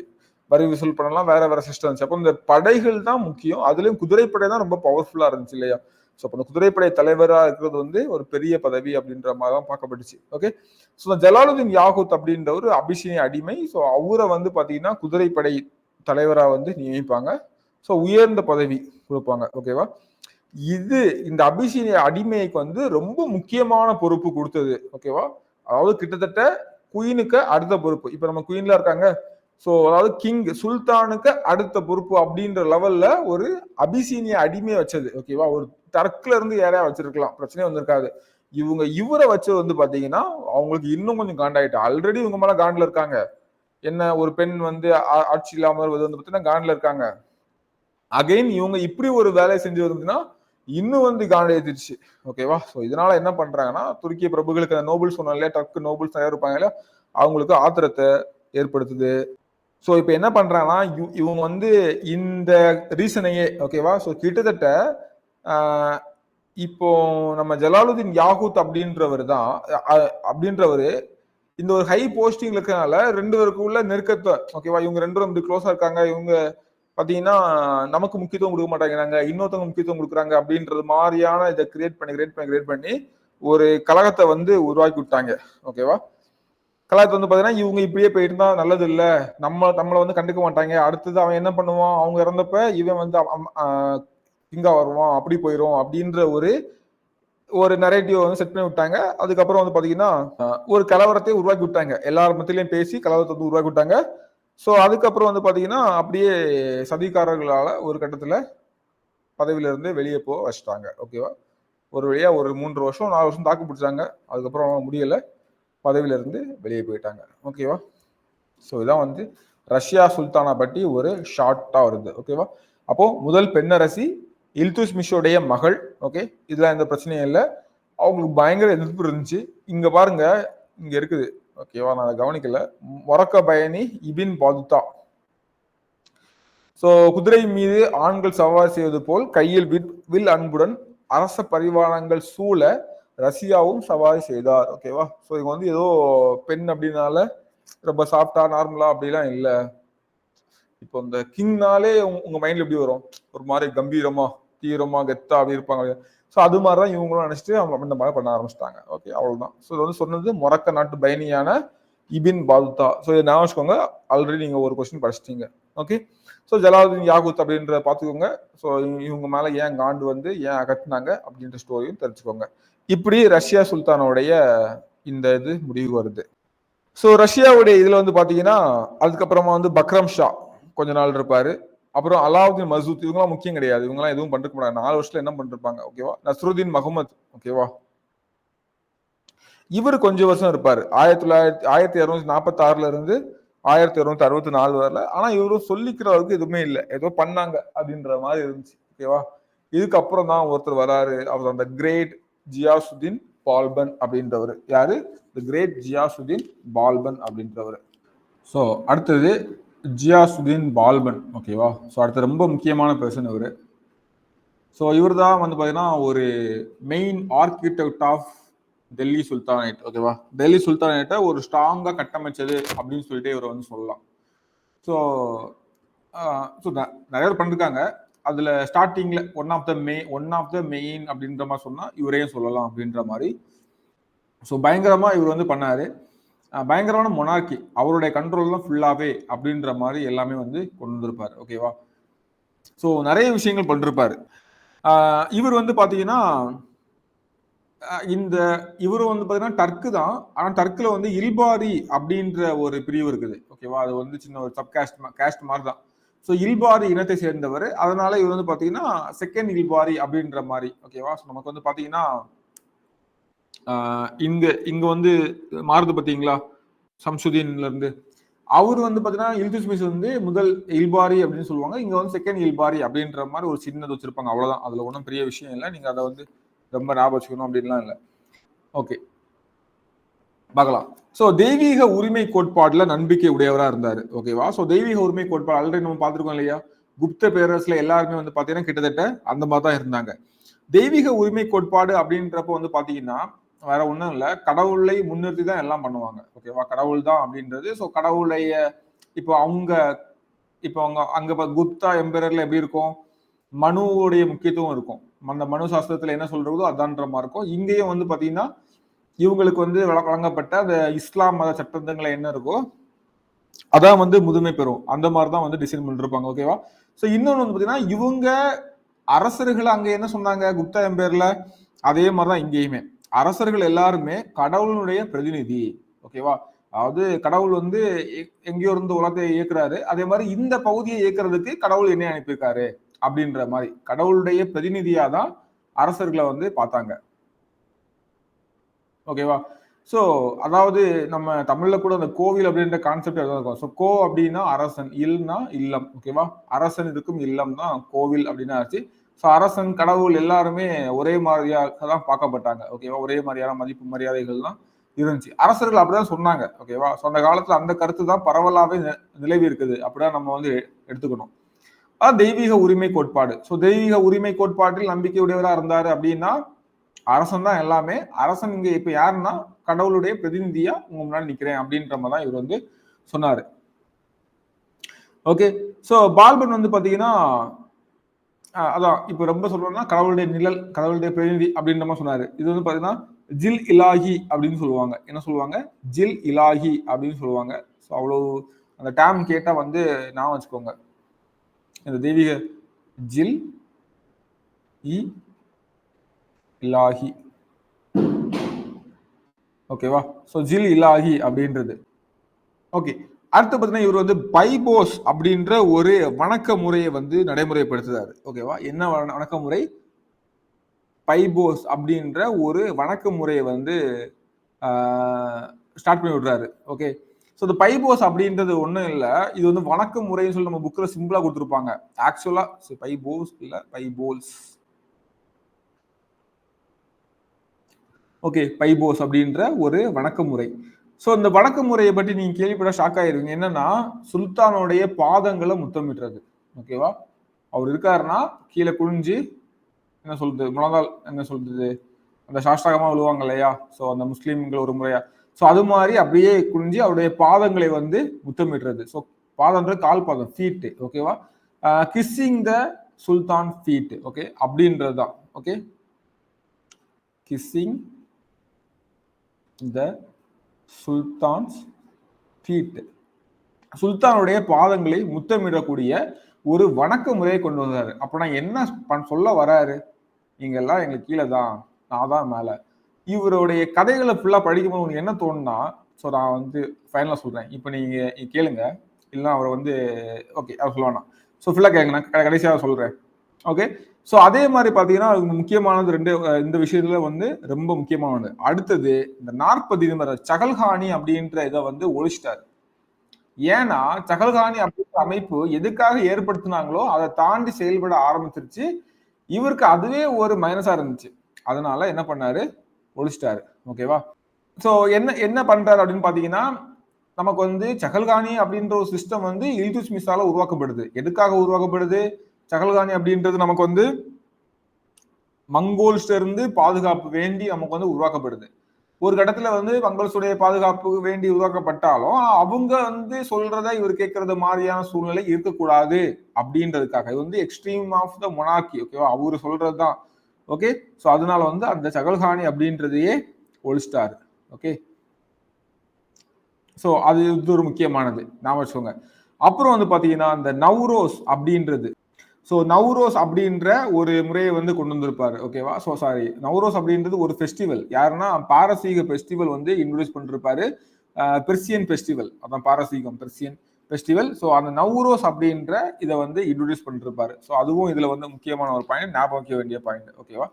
ஸோ அடுத்தது முக்கியமானது வந்து பாத்தீங்கன்னா இவருடைய ராணுவத்துறையோட பேர் என்ன? திவானி இர் அர்ஸ். ஓகேவா? திவான் இ அர்ஸ் அப்படின்றது இவருடைய ராணுவத்துடைய பேரு. மங்கோல்கிட்ட வந்து பாத்தீங்கன்னா ஒரு மாதிரி ஒரு ஃப்ரெண்ட்லி ரிலேஷன்ஷிப் வந்து கிரியேட் பண்ணிட்டு போயிட்டாரு. ஒரு இணக்கமான ஒரு நட்புறவு வந்து கிரியேட் பண்ணிட்டு போயிட்டாரு. ஓகேவா? உங்களை எதிர்த்தான பிரச்சனை அப்படின்ற மாதிரி ஒரு டீல் ஒன்று வந்து செட் பண்ணிட்டாரு. ஓகேவா? ஸோ அது ஒரு இன்ட்ரெஸ்டிங்கான ஸ்டோரி. ஓகே, ஸோ அப்போ நவ்ரோஸ் அப்படின்ற பாரசீக திருவிழாவை ரொம்ப பிரம்மாண்டமா கொண்டாட ஸ்டார்ட் பண்ணிட்டாரு. ஸோ இந்த இவரோட மொனார்க் இதெல்லாம் பார்த்து இந்த 40 குழு வந்து காண்டாவுறாங்க. பிளஸ் வந்து இன்னொன்னு அவங்க சொல்றது அவங்களுடைய ஆதிக்கம் இருக்கிற மாதிரி இருக்குது. இதெல்லாம் பார்த்துட்டு சகல்கானி இந்த 40 குழுவை வந்து ஒழிச்சிடுறாரு. திவான் இ அர்ஸ், இங்கிலீஷ்ல பார்க்கும்போது திவான் முக்கியமானது, இ அர்ஸ், ஓகேவா, அப்படின்ற ராணுவ துறையை வந்து உருவாக்குறாரு. அதே மாதிரி பாத்தீங்கன்னா மேவாடிஸ் ஓகேவா, மேவாடிஸ் கொள்ளையர்களால் அடிக்கடி வந்து இவருடைய பகுதி வந்து சூறையாடப்பட்டு கொண்டே இருக்கிறது. ஓகேவா, அதுவும் ஒரு முக்கியமானது. அமீர் குஸ்ருவை வந்து ஆதரிக்கிறாரு. ஸோ இதுல முக்கியமான ஸ்டோரி ஒன்று பார்ப்போம். ஓகேவா, தனது ஆட்சிக்கு எதிராக யாரெல்லாம் செயல்படுறாங்களோ அவங்களெல்லாம் கண்டுபிடிக்கணும்னு சொல்லிட்டு ஒரு ஒற்றர்கள் குழுவை வந்து செட் பண்றாரு. ஓகே, ஆட்சிக்கு யாரெல்லாம் வந்து பாத்தீங்கன்னா செயல்படுறாங்க அப்படின்ற மாதிரி தெரியத கண்காணிக்கிறதுக்கு ஒரு ஒற்றர்கள் குழு வந்து செட் பண்றாரு. அது ரொம்ப முக்கியமானது. அந்த பாயிண்ட்லாம் இல்லை நான் வச்சுக்கோங்க. இதெல்லாம் வந்து பாத்தீங்கன்னா just story point of view தான். ஸோ இப்போ பாருங்க, இந்த மொனார்க்கு, அதாவது மொனார்க் அப்படின்றது அவர் தான் எல்லாம் அப்படின்ற மாதிரி. அதே மாதிரி பாத்தீங்கன்னா ஆல்ரெடி வந்து அரசர்கள்னாலே அவங்க தான் எல்லாம் அப்படின்ற மாதிரி இருந்தாலும் ஒரு சின்ன ஒரு தளர்வு இருக்கும். ஓகேவா, அட்லீஸ்ட் சுத்தி இருக்கிட்ட கேட்டுப்பாங்க, வாங்கிப்பாங்கன்னா இவர் அப்படி கிடையாது. ஓகே, ஸோ அதே மாதிரி பாத்தீங்கன்னா அந்த சககானியை வந்து அபாலிஷ் பண்ணது, அதே மாதிரி பாத்தீங்கன்னா தங்களுக்கு எதிராக வந்து யாராச்சும் செயல்பட்டுருவாங்களோ அப்படின்னு பாத்துக்கிறதுக்காகவே ஒரு ஒற்றர் குழுவை வந்து ஓகேவா செட் பண்ணது. இந்த மாதிரியான ஒற்றர் துறையே செட் பண்ணிருப்பாரு. ஓகேவா, ஸோ ஸ்பை இதெல்லாமே வந்து பாத்தீங்கன்னா அவரை தன்னைத்தானே ஸ்ட்ராங் ஆக்கி கொள்கிறது. ஓகேவா, அவரை வந்து ஈஸியா யாரை வந்து தாக்கிடக்கூடாது, ஈஸியா வந்து அட்டாக் பண்ணிடக்கூடாது அப்படின்ற ஒரு பயம் கலந்த பாதுகாப்பு தான் சொல்லணும். ஓகே, அப்போ அது பாத்தீங்கன்னா ஒரு நிம்மதியாவே இல்லையோ அப்படின்ற ஒரு கான்செப்டையும் நமக்கு வந்து கிரியேட் பண்ணுதுங்க. ஓகே, ஸோ இருக்கட்டும். அப்போ ஒரு ஒற்றர் துறை ஒன்றையும் ஸ்டார்ட் பண்றாரு. ஓகேவா, ஒரு ஸ்பை டிபார்ட்மெண்ட்டையும் கிரியேட் பண்றாரு. இது இந்த டைம்ல பாத்தீங்கன்னா இந்த நம்ம பால்பனுக்கு எதிராக வந்து வங்காளம், நமக்கு இப்போ இருக்கக்கூடிய பெங்கால் இருக்கு இல்லையா, அந்த பெங்கால் ஏரியால வந்து ஒரு ஆளுநரா இருந்தவர். ஆளுநர்னா இவருக்கு கீழே ஒரு பகுதி, குறிப்பிட்ட பகுதியை பார்த்துருந்ததும் துக்ரில் கான். ஸோ துக்ரில் கான் வந்து பாத்தீங்கன்னா இந்த கேஸ்ல வந்து மாற்றுறாரு. துக்ரில் கான் வந்து பாத்தீங்கன்னா இந்த கேஸ்ல மாற்றாரு. எப்படி, இவங்களுக்கு எதிராக கலகம் செய்யறதுக்காக பிளான் பண்றாங்க. ஈஸியா அவரை பிடிச்சி என்ன பண்றாரு, கைது பண்ணி கொலையும் பண்ணிட்டாரு. ஓகேவா, சோ அதே மாதிரி பாத்தீங்கன்னா மற்றவர்கள் அந்த ராஜபுத்திரர், ஓகேவா, இந்த ராஜபுத்திரத்துல இருந்து முஸ்லீம் கன்வெர்ட் ஆனாங்க. ஸோ அவங்கள்ட்ட கூட ரொம்ப கருணே இல்லாம நடந்து கொள்றவரா காணப்பட்டாரு. ஓகேவா, ஸோ அவங்கள வந்து பாத்தீங்கன்னா ஒரு சகிப்புத்தன்மை அற்றவராக வந்து காணப்பட்டாரு. ஓகே, ஓகே, இப்போ ரொம்ப முக்கியமானது இந்த மங்கோல் ஸ்டோரிக்கு வருவோம். இந்த மங்கோலியர்கள்ல இவரோட பீரியட்ல யாருக்கானா செங்கிஸ்கானுடைய பேரன் வந்துட்டாரு. செங்கிஸ்கானுடைய பேரன். ஓகே, அவர் பேர் என்ன, குலகு கான். என்ன கான்? குலகு கான். யாரு இது? செங்கிஸ்கானுடைய பேரன். சோ செங்கிஸ்கானுடைய பேரன் யாரு அப்படின்னு பாத்தீங்கன்னா அந்த குலகு கான் அப்படின்றவர்.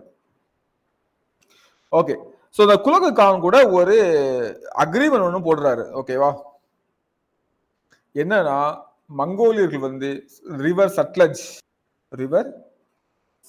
இங்க இருக்கு. ஓகேவா, சிந்துவுடைய இந்த பக்கத்துல இருக்கும். ரிவர் சட்லஜ் இங்க லாஸ்ட்ல கொஞ்சம் சிந்து வச்சுக்கீங்களா, இண்டஸ் தான் ஃபர்ஸ்ட். இண்டஸோட துணையார்கள் நிறைய இருக்கும். லாஸ்ட்ல சட்லஜ் இங்க வரும். இந்த சட்லஜை கடந்து நாங்க உள்ள வரமாட்டோம் அப்படின்னு சொல்லிட்டு ஒரு உறுதிமொழி வந்து வாங்கிக்கிறாரு. என்ன வாங்கிக்கிறாரு? ஒரு உறுதிமொழி வந்து வாங்கிக்கிறாரு. ரொம்ப முக்கியமானது. ஓகேவா, அதே மாதிரி வந்து மங்கோல்கிட்ட இருந்து நமக்கு எந்த பிரச்சனையும் வரக்கூடாது, ஒரு இணக்கமான இதுனாலும் அவங்க வந்து எப்போனாலும் நம்ம அட்டாக் பண்ணலாம் அப்படின்றதுக்காக ஒரு உறுதிமொழி வாங்கிட்டாரு. சேம் நிறைய கோட்டைகளை வந்து கட்டுறாரு. ஒரு வேளை தாக்கிட்டாங்க, ஏதாவது பிரச்சனை வந்துச்சுன்னா என்ன பண்ணலாம் அப்படின்னு சொல்லிட்டு பல கோட்டைகளை வந்து கட்டி அவங்க வந்து பாதுகாத்துக்கிறாரு. ஓகேவா, ஸோ இது வந்து ரொம்ப முக்கியமான ஒரு விஷயம். இதை வந்து ஞாபகம் வச்சுக்கோங்க. ஓகே, அதுக்கப்புறம் லாஸ்டா நமக்கு முக்கியமான ஒரு பாயிண்ட் அப்படி பார்த்தீங்கன்னா அமர் குஸ்ரு அப்படின்றவர் ஆதரிச்சாரு. அமர் குஸ்ருவை பற்றி நம்ம வந்து பின்னாடி பார்க்கலாம். ஸோ அதுக்கப்புறம் வந்து பார்த்தீங்கன்னா 1887 இறந்து போயிறாரு. இவருடைய பையன் வந்து பார்த்தீங்கன்னா கைகுபா திறமையற்றவரா இருக்கிறாரு. அந்த திறமையற்றவரை வீழ்த்திட்டு அடுத்தது கில்ஜி வம்சம் வந்து வராங்க. ஸோ அந்த ஸ்டோரி தான் நம்ம அடுத்து பார்க்க போறோம். ஓகேவா? ஸோ இதான் வந்து பார்த்தீங்கன்னா ஜியாசுதீன் பால்பன் அப்படின்றது. ஓகேவா? இவருடைய ஸ்டோரி வந்து இன்னொரு வாட்டி சொல்றேன். தெய்வீக உரிமை கோட்பாடு அப்படின்றது. ஓகேவா? ஜில் இலாஹி அப்படின்ற கோட்பாடுல வந்து நம்பிக்கை உடையவராக இருந்தாரு. அதுக்கப்புறம் வந்து பைபோஸ் அப்படின்ற ஒரு வணக்க முறையை வந்து கொண்டு வந்திருப்பாரு. என்ன கொண்டு வந்திருப்பாரு? பைபோஸ் அப்படின்ற ஒரு வணக்க முறையை வந்து கொண்டு வந்திருப்பாரு. ஸோ அந்த வணக்க முறை நமக்கு கேட்க சிம்பிளா இருக்கும். ஆனா வந்து உண்மையிலேயே வந்து பாத்தீங்கன்னா சுல்தானோடைய பாதங்களை வந்து முத்தமிடுறது அப்படின்றது. ஓகேவா? அதே மாதிரி பாத்தீங்கன்னா அந்த வணக்க முறையில இன்னொன்னு வந்து பாத்தீங்கன்னா சஜிதா அப்படின்ற ஒரு வணக்க முறையை கொண்டு வந்திருப்பாரு. ஓகேவா? நான் சொல்லவே இல்லை. ஓகே, சஜிதா. ஓகே, அது இங்க இல்ல. நம்ம ஸ்கூல் புக்ல கிடையாது நினைக்கிறேன். ஐ திங்க் அதனால நான் மென்ஷன் பண்ணல. ஸோ வேணும்னா நான் வச்சுக்கோங்க. சிஜதா அல்லது சஜிதா இது மாதிரி இன்னொரு வணக்க முறை சிஜ்தா. ஓகே, ஸோ அது வந்து என்னன்னா சாஷ்டாங்கமா விழுந்து வணங்குறது. பைபோஸ் மாதிரி இது வந்து சிஜிதா. ஸோ இது வந்து ஃபீட்டை வந்து கிஸ் பண்றது, இது சாஷ்டாங்கமா விழுந்து வணங்குறது. ஸோ இந்த மாதிரியான முறைகள் வந்து கொண்டு வந்திருப்பாரு. அவரை தன்னை கடவுளுடைய நிழல், அரசர்கள் எல்லாருமே கடவுளுடைய நிழல், தன்னையும் கடவுளுடைய நிழல்னே சொன்னாரு. அது கடவுளுடைய தூதர் மாதிரி, கடவுளுடைய பிரதிநிதி மாதிரி, அவருக்கு பதிலாக நாங்க அங்க இருக்கோம் அப்படின்ற மாதிரி இவர் வந்து சொல்றாரு. சகல்கானி முறையை வந்து அபாலிஷ் பண்றாரு. அப்புறம் நவ்ரோஸ் அப்படின்ற பாரசீக திருவிழாவை ரொம்ப கிராண்டா வந்து கொண்டாடுறாரு. ரொம்ப முக்கியமான பாத்தீங்கன்னா அவருடைய கோர்ட்ன்றது அவை. அந்த அவையில வந்து சிரிப்பு சத்தமோ நகைச்சுவையோ இருந்ததுக்கான அடையாளமே இல்லையாமா. ஸோ அந்த அளவுக்கு ரொம்ப ஸ்ட்ரிக்டா கடுமையா சகித்தன்மை அற்றவரா கொடூரமானவரா தான் அவர் வந்து இருந்திருக்காரு. ஓகேவா? ஸோ உங்களுக்கு இந்த சொல்றதுலே தெரியுது இல்லையா? அதாவது எப்படி சொல்லுவாங்கன்னா அந்த ஆக்சுவலா உங்களுக்கு வாய்ப்பு கிடைச்சா அந்த ஒரு புத்தகம் இருக்கும், வந்தார்கள் வென்றார்கள் அப்படின்ற ஒரு புத்தகம்.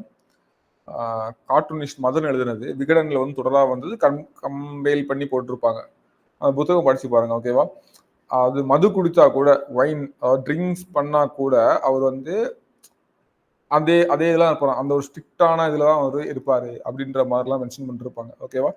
ஸோ இதெல்லாம் ஸ்டோரி தான். ஏதாவது ஞாபகம் வச்சுக்கணும் அப்படின்னா ஓகே, ஜியாசுதீன் பால்பனை பற்றி உங்களுக்கு ஒரு ஞாபகம் வச்சுக்கிறதுக்கு ஒரு சப்போர்ட்டிவா இருக்கும். ஓகேவா? ஸோ இதெல்லாம் அதே மாதிரி பார்த்தீங்கன்னா துக்ரிகான். இந்த துக்ரில் கானோட கதை வந்து கொஞ்சம் கொடுமையான கதை. ஓகேவா? ஸோ இவர் வந்து பாத்தீங்கன்னா துக்ரில் கான் யாருன்னு பாத்தீங்கன்னா தனக்கு பிடித்த ஒரு க்ளோஸான ஸ்லேவ். ஓகேவா? இவருக்கு ரொம்ப க்ளோஸான ரொம்ப பிடித்த ஒரு ஸ்லேவ். அதாவது ஒரு மாகாணத்துக்கு, அதாவது அவருடைய பகுதிக்கு கீழே ஒரு குறிப்பிட்ட ஆட்சி பகுதிக்கு ஆளுநரா அப்பாயின்மெண்ட் பண்ணிருக்காரு. அப்படின்னா அவர் எவ்வளவு பெரிய முக்கியமான ஆளா இருந்திருக்கணும் இல்லையா? ஸோ அப்போ அவருக்கு எவ்வளவு க்ளோஸா இருந்திருக்கணும் அப்படின்னு கொடுப்பாங்க. இப்போ வந்து முகமது கோரி வந்து குத்புதீன் ஐபக்ட இந்தியான்ற ஒரு பகுதியை பிடிச்சி சும்மா இந்த பாதுகாப்பான கொடுத்துட்டு போறதுக்கு சும்மா எல்லாம் கொடுப்பாங்களா? அப்போ அவ்வளவு எவ்வளவு பெரிய நம்பிக்கைக்குரியவரா இருந்திருக்கணும், ஃப்ரெண்டா இருந்திருக்கணும், எல்லாம் கொஞ்சம் டேலண்டா இருந்தோம், அப்படிலாம் இருந்தாலும் கொடுப்பாங்க. ஸோ அப்ப இந்த பகுதியில் வந்து துக்ரிகான் வந்து ஆளுநரா நியமிக்கிறாரு. ஓகேவா? ஆனா வந்து கொஞ்ச நாள்லயே துக்ரிகான் அப்போ ரொம்ப திறமையானவர் தான், ரொம்ப ஸ்ட்ராங்கானவர் தான், அதனாலதான் கொடுக்குறாரு. ஸோ அப்போ அவர் வந்து தனக்கு எதிராக வந்து கலகம் பண்ண ஸ்டார்ட் பண்றாரு. யாருக்கு எதிராட்டு? ஜியாசுதீன் பால்பனுக்கு எதிராக. ஓகேவா? ஸோ இப்போ என்ன பண்றாரு? அதை ஒடுக்குறதுக்காக இந்த பால்பன் வந்து ஆவத்தோடைய ஆளுநர். ஆவத் வந்து டெல்லி பக்கத்துல இருக்கும். ஓகே, இங்க இருந்து இவர் வந்து டெல்லியில இருக்காரு, பக்கத்துல இருக்கும். ஸோ ஆபத்துல இருந்து ஆளுநரை சென்ட் பண்ற அவர் பேர் வந்து அமீன் கான் அப்படின்றது. ஓகேவா? ஆனா அமீன் கான் வந்து பாத்தீங்கன்னா அவர் வந்து பேக் அடிச்சிட்டாரு. இல்ல அங்க போறது வந்து பெரிய பிரச்சனை அப்படின்ற மாதிரி பேக் அடிச்சாரு. ஓகேவா? ஸோ என்ன பண்றாரு பால்பன் தானே கிளம்பி போறாரு எங்க வங்காளத்துக்கு. ஸோ பால்பன் வந்து நம்ம க்ளோஸா வந்துட்டாரு, நெருங்கி வந்துட்டாரு, இதுக்கப்புறம் ஒன்றும் பண்ண முடியாது அப்படின்ற தெரிஞ்சு துக்ரில் கான் ஓகேன்னு சொல்லிட்டு தப்பிச்சு ஓடுறாரு. ஓகேவா? ஸோ தப்பிச்சு ஓடுறப்பறம் என்ன ஆகாரு பார்த்தீங்கன்னா தப்பிச்சு ஓட்டாரு. அப்புறம் வங்காளத்துல ஆளுநராட்டு பால்பனுடைய பையன் வந்து புக்ரா கான். அவர் தான் வந்து பாத்தீங்கன்னா புக்ரா கான் அப்படின்ற ஒருத்தர். ஸோ இந்த கதையெல்லாம் பெருசா தேவையான்னு சார் கேட்டால் தேவையில்லை. ஜஸ்ட் நான் துக்ரில் கான். அடுத்து வந்து யாரு? அமீன் கான். அமீன் கான் வந்து ஆபத்தோடது. ஸோ அவரை அனுப்பி வைக்கிறாரு. அவர் இது பண்ணல. அடுத்து என்ன பண்றாரு? ஜியாசுதீன் பால்பனே போயிட்டாரு. அப்புறம் இது தெரிஞ்ச துக்ரில் கான் வந்து ஓடிட்டாரு, பயந்து ஓடிட்டாரு. ஸோ அதுக்கப்புறமா என்ன பண்ணா அவருடைய பையன் புக்ரா கான். ஸோ புக்ரா கானை வந்து என்ன பண்றாருன்னா அந்த இடத்த வங்காளத்தை நீ பாதுகாப்பு கொடுத்தாரு. அவரு என்ன பண்றாரு? அவர் வந்து பெருசாலாம் ஆசைப்படல. எனக்கு இந்த ஏரியா போதும், எங்க சுதந்திரமா விட்டுருங்க, எங்களுக்கு ஒன்றும் சம்மந்தம் இல்லை, நான் கீழே இருந்தாலும் எங்களை டிஸ்டர்ப் பண்ணாதுங்க, இது ஃபுல்லா இங்க நான் ராஜா அப்படின்ற மாதிரி சொல்லி தனியா போயிட்டாரு. ஆனா அப்பாவுடைய இதை வந்து பிடிக்கணும், இந்தியா வந்து கைக்குள்ள கொண்டு வரணும் அப்படின்ற ஒரு இதுக்குள்ள அவர் வந்து போகல. ஸோ புக்ரா கான் இந்த மாதிரி போயிட்டாரு. ஓகேவா? ஸோ இதுல வந்து பாத்தீங்கன்னா இப்போ இப்போ இப்படி புக்ரா கான் இப்படி போயிட்டாரா. இன்னொன்னு பாத்தீங்கன்னா இவரோட பையன் கைஹூபாத்னு ஒருத்தர். ஸோ இந்த கைஹூபாத்தால வந்து பாத்தீங்கன்னா ரொம்ப திறமையா செயல்பட முடியல. அப்போ டெல்லியில பால்பனுக்கு அப்புறம் யாரு வருவாங்க அப்படின்ற ஒரு இதுவும் வர ஆரம்பிச்சிட்டு. ஓகே, வேற வழி இல்லாம கைஹூபாத் தான் வராரு. ஆனா கைஹூபாத்தை தோக்கடிச்சுட்டு அடுத்த வம்சம் வந்து வராங்க. ஓகேவா? ஸோ இந்த ஒரு ஸ்டோரி வந்து ஞாபகம் வச்சுக்கோங்க. புரிஞ்சுதா? இல்ல ஏதாவது மிஸ் பண்ணனா, அந்த மங்கோலியர்கள் உள்ள கதை தெரியும் இல்லையா, குலகு கான். குலகு கான் வந்து செங்கிஸ் கானோட பேரை அவர்கிட்ட வந்து சட்லஜ் நதியை தாண்டி நீயும் வரக்கூடாது, நானும் வரமாட்டோம் அப்படின்ற மாதிரி ஒரு இதையும் போட்டாங்க. ஆனாலுமே நிறைய கோட்டைகளை கட்டுவாரு. ஓகே, ஸோ இந்த மாதிரியான நிறைய விஷயங்கள் பண்ணுவார். ஓகேவா? ஸோ அதே மாதிரி திவான் இ அர்ஸ் அப்படின்றது இவருடைய ஆர்மியோட பேர் சொன்னேன் இல்லையா. அதே மாதிரி இவரோட ஃபினான்ஸ் டிபார்ட்மெண்ட் பேர் பார்த்தீங்கன்னா திவான் இ அன்சரத். இங்கிலீஷ்லயே பாத்துக்கிறீங்களா? திவான் இ, தமிழ்ல தான் திவானி அப்படின்னு போட்டிருப்பாங்க. ஓகேவா? திவான் இ அன்சரத், உன்சரத் எப்படினாலும் போட்டுப்பாங்க. ஓகேவா? அன்சரத் இது வந்து பாத்தீங்கன்னா ஃபினான்ஸ் டிபார்ட்மெண்ட், நிதித்துறை.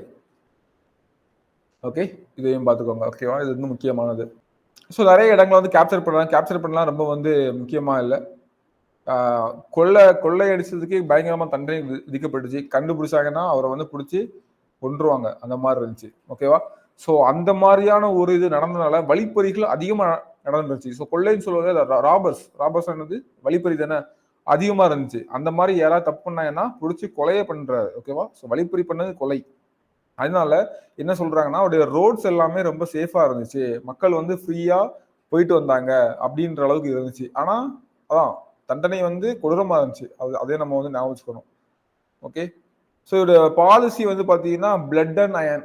ஓகே, ஸோ இரும்பும் ரத்தமும் அப்படின்ற இதுல தான் வந்து பண்ணிட்டு இருந்தாரு. ஸோ அதையும் வந்து பார்த்துக்கோங்க. ரொம்ப முக்கியமானது அமீர் குஸ்ரு வந்து ஆதரித்தது. அமீர் குஸ்ரு ஆல்ரெடி பார்த்தோம். நம்ம இன்னும் என்னெல்லாம் அவர் பண்ணிருக்காரு அப்படின்ற பார்ப்போம். ஓகேவா? ஸோ அமீர் குஸ்ரு நம்ம எங்க பார்த்தோம் ஞாபகம் இருக்குதுங்களா? அமீர் குஸ்ரு வந்து பார்த்தீங்கன்னா மிஃப்தா உல்ஃபுதா அப்படின்ற நூல்கள் எழுதியிருப்பாரு. இந்த ஜலாலுதீன் கில்ஜியினுடைய வெற்றிகள் எழுதியிருப்பாரு. அதே மாதிரி பார்த்தீங்கன்னா கஜேன் உல்ஃபுதா அப்படின்னு சொல்லிட்டு அலாவுதீன் கில்ஜியுடைய வெற்றிகளை வந்து எழுதியிருப்பாரு. ஸோ பின்னாடி பார்ப்போம். இவர் வந்து இவருடைய பீரியட்ல இருப்பாரு, பின்னாடி வருவாரு. இவரை வந்து பயங்கரமா ஆதரிச்சிருப்பாரு. ஓகேவா? ஸோ இதான் வந்து கதை. அடுத்து பார்த்தீங்கன்னா கைஹுபாத். ஸோ கைஹுபாத் வந்து பார்த்தீங்கன்னா ஆக்சுவலாக கைஹுபாத் வந்து பேரன், பையன் கிடையாது, பேரன். ஓகேவா? நான் பையன் சொன்னா இல்லையா, புக்ரா கான் வந்து பையன். ஓகே, கைஹுபாத் வந்து பார்த்தீங்கன்னா பேரன். ஸோ பேரன் வந்து ரொம்ப ஸ்ட்ராங்காலாம் கிடையாது. ஸோ இவங்க என்ன பண்ணுவாங்க, டர்க்கோடைய அந்த நோபல்ஸ்லாம் சேர்ந்து ஜியாசுதீன் பால்பன் இறந்ததுக்கு அப்புறமா அவரோட பையன் வந்து அவரோட பேரன் கைஹுபாத்தை வந்து என்ன பண்ணுவாங்கன்னா இதை அப்பாயின்ட் பண்ணுவாங்க. அதுக்கப்புறம் அவரால் வந்து ரொம்ப திறமையாலாம் செயல்பட முடியாது. ரொம்ப இவர் வந்து பண்ணிருக்க மாட்டாரு. ஈஸியா அவருடைய வார் மினிஸ்டர், ஓகே, அவருடைய ராணுவ படைத்தளபதியா இருந்த ஜலாலுதீன் கில்ஜி அவரை தூக்கி ஈஸியா மாத்திட்டு ஆட்சியை வந்து கைப்பற்றிருப்பாரு. ஸோ அப்புறமா கல்ஜி டைனஸ்டி வந்து ஸ்டார்ட் ஆகுது. இதான் வந்து ஸ்டோரி. ஓகேவா? ஸோ அடுத்தது கைஹுபாத்தை இது பண்ணிட்டு, ஸோ அடுத்தது இருக்கு, எல்லாமே இருக்கு, கைஹுபாத்தின் படைத்தளபதி எல்லாமே இருக்குது. ஓகேவா? ஸோ கைஹுபாத்தினுடைய படைத்தளபதி தான் ஜலாலுதீன் கில்ஜி. இதுக்கப்புறமா கில்ஜி வம்சம் அல்லது கல்ஜி வம்சம் வந்து ஸ்டார்ட் ஆகுது. ஓகேவா? ஸோ ஒவ்வொருத்துல ஒன்று போட்டிருப்பாங்க, தமிழ்ல கில்ஜின்னு போட்டிருப்பாங்க, இங்கிலீஷ்ல KHA போட்டிருப்பாங்க. ஓகேவா? ஸோ கல்ஜின் இருக்கு, கில்ஜின் இருக்குன்னு சொல்லி கன்ஃபியூஸ் ஆக வேணாம். ஓகே ஓகே ஸோ இங்க வந்து பாத்தீங்கன்னா நமக்கு வந்து ஜலாலுதீன் கில்ஜி, அலாவுதீன் கில்ஜி, முபாரக் ஷா கில்ஜி, இந்த மூணு வந்து பாத்தீங்கன்னா முக்கியமான பர்சன்ஸ். ஸோ இந்த மூணு பேரை பற்றி தான் நம்ம வந்து இங்க பார்க்க போறோம். ஸோ அப்போ நமக்கு ஃபர்ஸ்ட் மம்லுக் டைனஸ்டில முக்கியமான 3 பர்சன் யாருன்னு பார்த்தீங்கன்னா குத்புதீன் ஐபக், இல்துஸ்மிஸ், அப்புறம் ஜியாசுதீன் பால்பன். இந்த 3 பேர் வந்து முக்கியமானவங்க. இதுக்கிடையில வந்து நம்ம வந்து யாரை பார்த்தோம், ரஷ்யா சுல்தானா அப்படின்ற பார்த்தோம். இவங்க முதல் பெண் அரசி, அந்த வகையில வந்து இவங்க முக்கியமானவங்க. ஓகேவா? முதல் பெண் அரசி அப்படின்ற வகையில இவங்க வந்து முக்கியமானவங்களா இருந்தாங்க. ஓகேவா? ஸோ இன்னைக்கு வந்து நம்ம கில்ஜி வம்சத்தையும் நம்ம வந்து பார்த்து கன்வே பண்ணி முடிக்கலாம். ஓகேவா? ஸோ அடுத்த இதுல வர எல்லாரும் முக்கியமானது. ஸோ இங்க வந்து பாத்தீங்கன்னா கைஹுபாத்துடைய படைத்தளபதி தான் இந்த ஜலாலுதீன் கில்ஜி. கைஹுபாத் வந்து பால்பனுடைய மகன் இல்ல பேரன் ஆக்சுவலா. ஓகேவா? ஸோ செக் பண்ணிக்கிறேன். ஐ திங்க் இது வந்து பேரன் தான் வரும். ஸ்கூல் புக்ல மகன் இருந்தா என்னன்னு தெரியல. ஓகே, செக் பண்ணிக்கலாம். ஓகேவா? கைகுபாத் வந்து நம்ம பால்பனுடைய பேரன். இப்போ இந்த கைகுபாத் வந்து ரொம்ப டேலண்ட்லாம் கிடையாது. ஓகேவா? அவரை ஈஸியா அவருடைய வார் மினிஸ்டர்னா அந்த போருக்கு வந்து தனியா, அமைதிக்கு தனியா அப்படிலாம் வச்சிருப்பாங்க. ஓகேவா? இன்னைக்கு நம்ம குடியரசுத் தலைவர் மாதிரி. ஓகேவா? அவர் சொன்னாதான் நடக்கும், அவர் சொன்னா அமைதி அப்படின்ற மாதிரி அவர் வந்து முக்கியமான ஒரு மினிஸ்டரா இருந்தாரு. ஸோ அதான் படைத்தளபதி. ஓகே, எக்ஸாக்டா சொல்ல போனா அதீஸ் இ முமாலிகா எப்படியோ வருங்க. அப்படின்னா என்ன மீனிங்னா படைத்தளபதி, அதாவது வார் அமைச்சர் அப்படின்ற மாதிரி நான் வச்சுக்கோங்க. ஸோ இவர் தான் வந்து பாத்தீங்கன்னா அடுத்தது இந்த கைகுபாத்தை தூக்கி ஈஸியா மாத்திட்டு இவர் வந்து ஆட்சிக்கு வந்துட்டாரு. ஓகே, ஸோ இவர் வந்து பாத்தீங்கன்னா மக்களால, அதாவது மக்களாலன்னு சொல்றதை விட எழுத்தாளர்களால, இது நம்ம இந்த ஹிஸ்டரியை பதிவு பண்ணவர்களால என்ன சொல்றாருன்னா ரொம்ப கருணை உள்ளம் கொண்டவர் அப்படின்னு சொல்லிட்டு. பால்பனோட ஆட்சியில வந்து பாத்தீங்கன்னா பிளட் அண்ட் அயன், ஸோ கத்தியும் ரத்தமும் தான் இருந்துச்சு. ஆனா இங்க வந்து பாத்தீங்கன்னா இவருடைய ஆட்சியில ரத்தம் சிந்ததுக்கான இடமே இல்லை அப்படின்றது மாதிரி நடந்திருக்கும். ஓகேவா? அதுக்கப்புறமா வந்து பாத்தீங்கன்னா இவரு அலாவுதீன் கில்ஜியால கொல்லப்பட்டிருப்பாரு. ஓகே, ஸோ கைகுபாத் வந்து பேரன். ஸோ அவர் வந்து திறமையற்றவராக இருக்கும்போது கைகுபாத்துடைய பேரை யூஸ் பண்ணி ஜலாலுதீன் கில்ஜி வந்து அரசன் பண்ணிட்டு இருந்தாரு. விரைவிலே வந்து அந்த கைகுபாத்தை கொண்டுட்டு இவர் வந்து அரசரா வராரு. அரசரா வந்து அடுத்த புதிய டைனஸ்டியான கல்ஜி டைனஸ்டியை வந்து தோற்றுவிக்கல. நம்ம அவர் பிளான் எல்லாம் பண்ணல, அவரு அரசர் ஆனார் ஜஸ்ட், அவ்வளவுதான். நம்ம வந்து அதை என்ன பண்றோம், இது வந்து கில்ஜியோடைய அரசாட்சி அப்படின்ற மாதிரி கில்ஜி வம்சம் அப்படின்ற மாதிரி நம்ம நோட் பண்ணிக்கிறோம். ஓகேவா? ஸோ ஆக்சுவலா வந்து பாத்தீங்கன்னா ஜலாலுதீனுக்கு வந்து எதிர்ப்பு இருந்தா கேட்டா எதிர்ப்பு. ஏன்னா இவர் வந்து பாத்தீங்கன்னா ஆப்கானியர். ஓகே, ஸோ இது முக்கியமானது. ஆப்கானியர், துருக்கியர்கள் கிடையாது. இதுக்கு முன்னாடி இருந்த எல்லாருமே துருக்கியர்கள். இவர் வந்து பாத்தீங்கன்னா நமக்கு வந்து ஆப்கானியர். ஓகேவா? ஸோ அதனால நமக்கு வந்து பாத்தீங்கன்னா இவரை வந்து நிறைய பேர் வந்து ஏத்துக்கல, எதிர்ப்பு இருந்துச்சு. ஏன்னா அங்க வந்து டர்க் நோபல்ஸா இருக்காங்க, அவங்க எல்லாம் ஏத்துக்கல. ஸோ எதிர்ப்புகள் அதிகமா வந்து, ஸோ ஆப்கானிஸ்தான்ல துருக்கிய ஆட்சி வந்து உட்கார்றதுக்கு முன்னாடியே இவங்க வந்து எல்லாம் செட்டில் ஆனவங்க தான் இந்த குரூப். ஓகேவா? கல்ஜி குரூப்ஸ். ஸோ இவர் பின்னாடி வந்து அந்த ஸ்டார்டிங்ல ஒரு மாதிரி கொடூரமா ஆட்சிக்கு வந்தாலும் அதுக்கப்புறமா அவர் வந்து ஆட்சிக்கு வந்துட்டோம் அப்படின்னு சொல்லிட்டு ஒரு அமைதியான முறையில தான் தன்னுடைய ஆட்சியை வந்து நடத்திட்டு இருந்தாரு. அதனால எல்லாரும் கருணை உள்ளம் கொண்டவர் அப்படின்னு சொல்லிட்டு புகழப்படுறாரு. ஓகே, ஸோ ரத்தம் சிந்தாத ஆட்சி, கருணை உள்ளம் கொண்டவர் அப்படின்னு சொல்லிட்டு புகழப்படுறாரு. ஓகேவா? ஸோ கருணை உள்ளம் கொண்டவர் அப்படின்னு பாத்தீங்கன்னா இந்த சகிப்புத்தன்மை அதிகமா இருந்திருக்கும். ஓகேவா? Policy of tolerance. அதே மாதிரி பாத்தீங்கன்னா இந்த ரொம்ப ஒரு கொடூரமான தண்டனைகள்லாம் இவருடைய பேர்ல இல்ல. இந்துக்கள்கிட்ட வந்து நல்ல விதமா நடந்துப்பாரு. ஓகே, இந்துக்கள்கிட்ட வந்து நல்ல விதமா நடந்திருப்பாரு. இந்த மாதிரியான நிறைய விஷயங்கள் வந்து பண்ணிருப்பாரு. ஸோ தன்னுடைய வயசான காலத்துல கூட மங்கோல்ஸ் வந்து இந்தியாவுக்குள் நுழைய ட்ரை பண்ணும் போது கூட அதை வந்து வெற்றிகரமா ஸ்டாப் பண்ணிருப்பாரு. ஓகே, ஸோ அடுத்ததா நமக்கு வந்து யாரு வராங்க பாத்தீங்கன்னா இந்த டைம்ல தான் இந்த காரா அப்படின்ற ஒரு பகுதி இருக்குது. ஓகேவா? காரா அப்படின்ற ஒரு பகுதி. இந்த காரா அப்படின்ற பகுதிக்கு வந்து பாத்தீங்கன்னா பொறுப்பு ஆளுநரா யார் இருக்காங்க அப்படின்னு பாத்தீங்கன்னா நமக்கு வந்து அலாவுதீன் கில்ஜி இருக்காரு. ஓகேவா? காராவினுடைய பொறுப்பு ஆளுநர், அதாவது அகைன் இங்க வந்து பொறுப்பாளரா அலாவுதீன் கில்ஜி இருக்காரு. ஸோ நம்ம இப்ப பார்த்தது ஜலாலுதீன் கில்ஜி, அடுத்து அலாவுதீன் கில்ஜியை வந்து நம்ம பார்க்க போறோம். ஸோ இந்த அலாவுதீன் கில்ஜி வந்து நமக்கு என்னவா இருக்காருன்னா காரா அப்படின்ற பகுதியோட பொறுப்பு ஆளுநர். அதாவது வழக்கமா ஒரு இந்த இடத்த நீ பாத்துக்க அப்படின்னு சொல்லி கொடுப்பாங்க இல்லையா? ஸோ அப்படி கொடுக்கப்பட்ட இடம். இந்த அலாவுதீன் கில்ஜி யாருன்னா ஜலாலுதீன் கூட பிறந்தவருடைய மகன், சேம் டைம் ஆட்டோமேட்டிக்காவே மருமகன். ஓகேவா? ஸோ இப்போ வந்து பாத்தீங்கன்னா அலாவுதீன் வந்து இந்த டைம்ல மால்வா மீது படையெடுத்து போறாரு. ஓகேவா? அலாவுதீன் வந்து மால்வா மீது படையெடுத்து போறாரு. இது எப்ப நடக்குது? மால்வா மேல படையெடுக்கிறது எப்ப நடக்குது அப்படின்னு பாத்தீங்கன்னா இவரு காராவில் ஆளுநரா இருக்காரு இல்லையா? ஸோ அந்த டைம்ல வந்து நமக்கு நடக்குது. ஓகே, ஸோ காரால இருந்து மால்வா நோக்கி படையெடுத்து போறாரு. ஸோ படையெடுத்து போனவர் வந்து வெற்றி பெற்றாரு. ஓகேவா? ஸோ வெற்றி பெற்றாரு.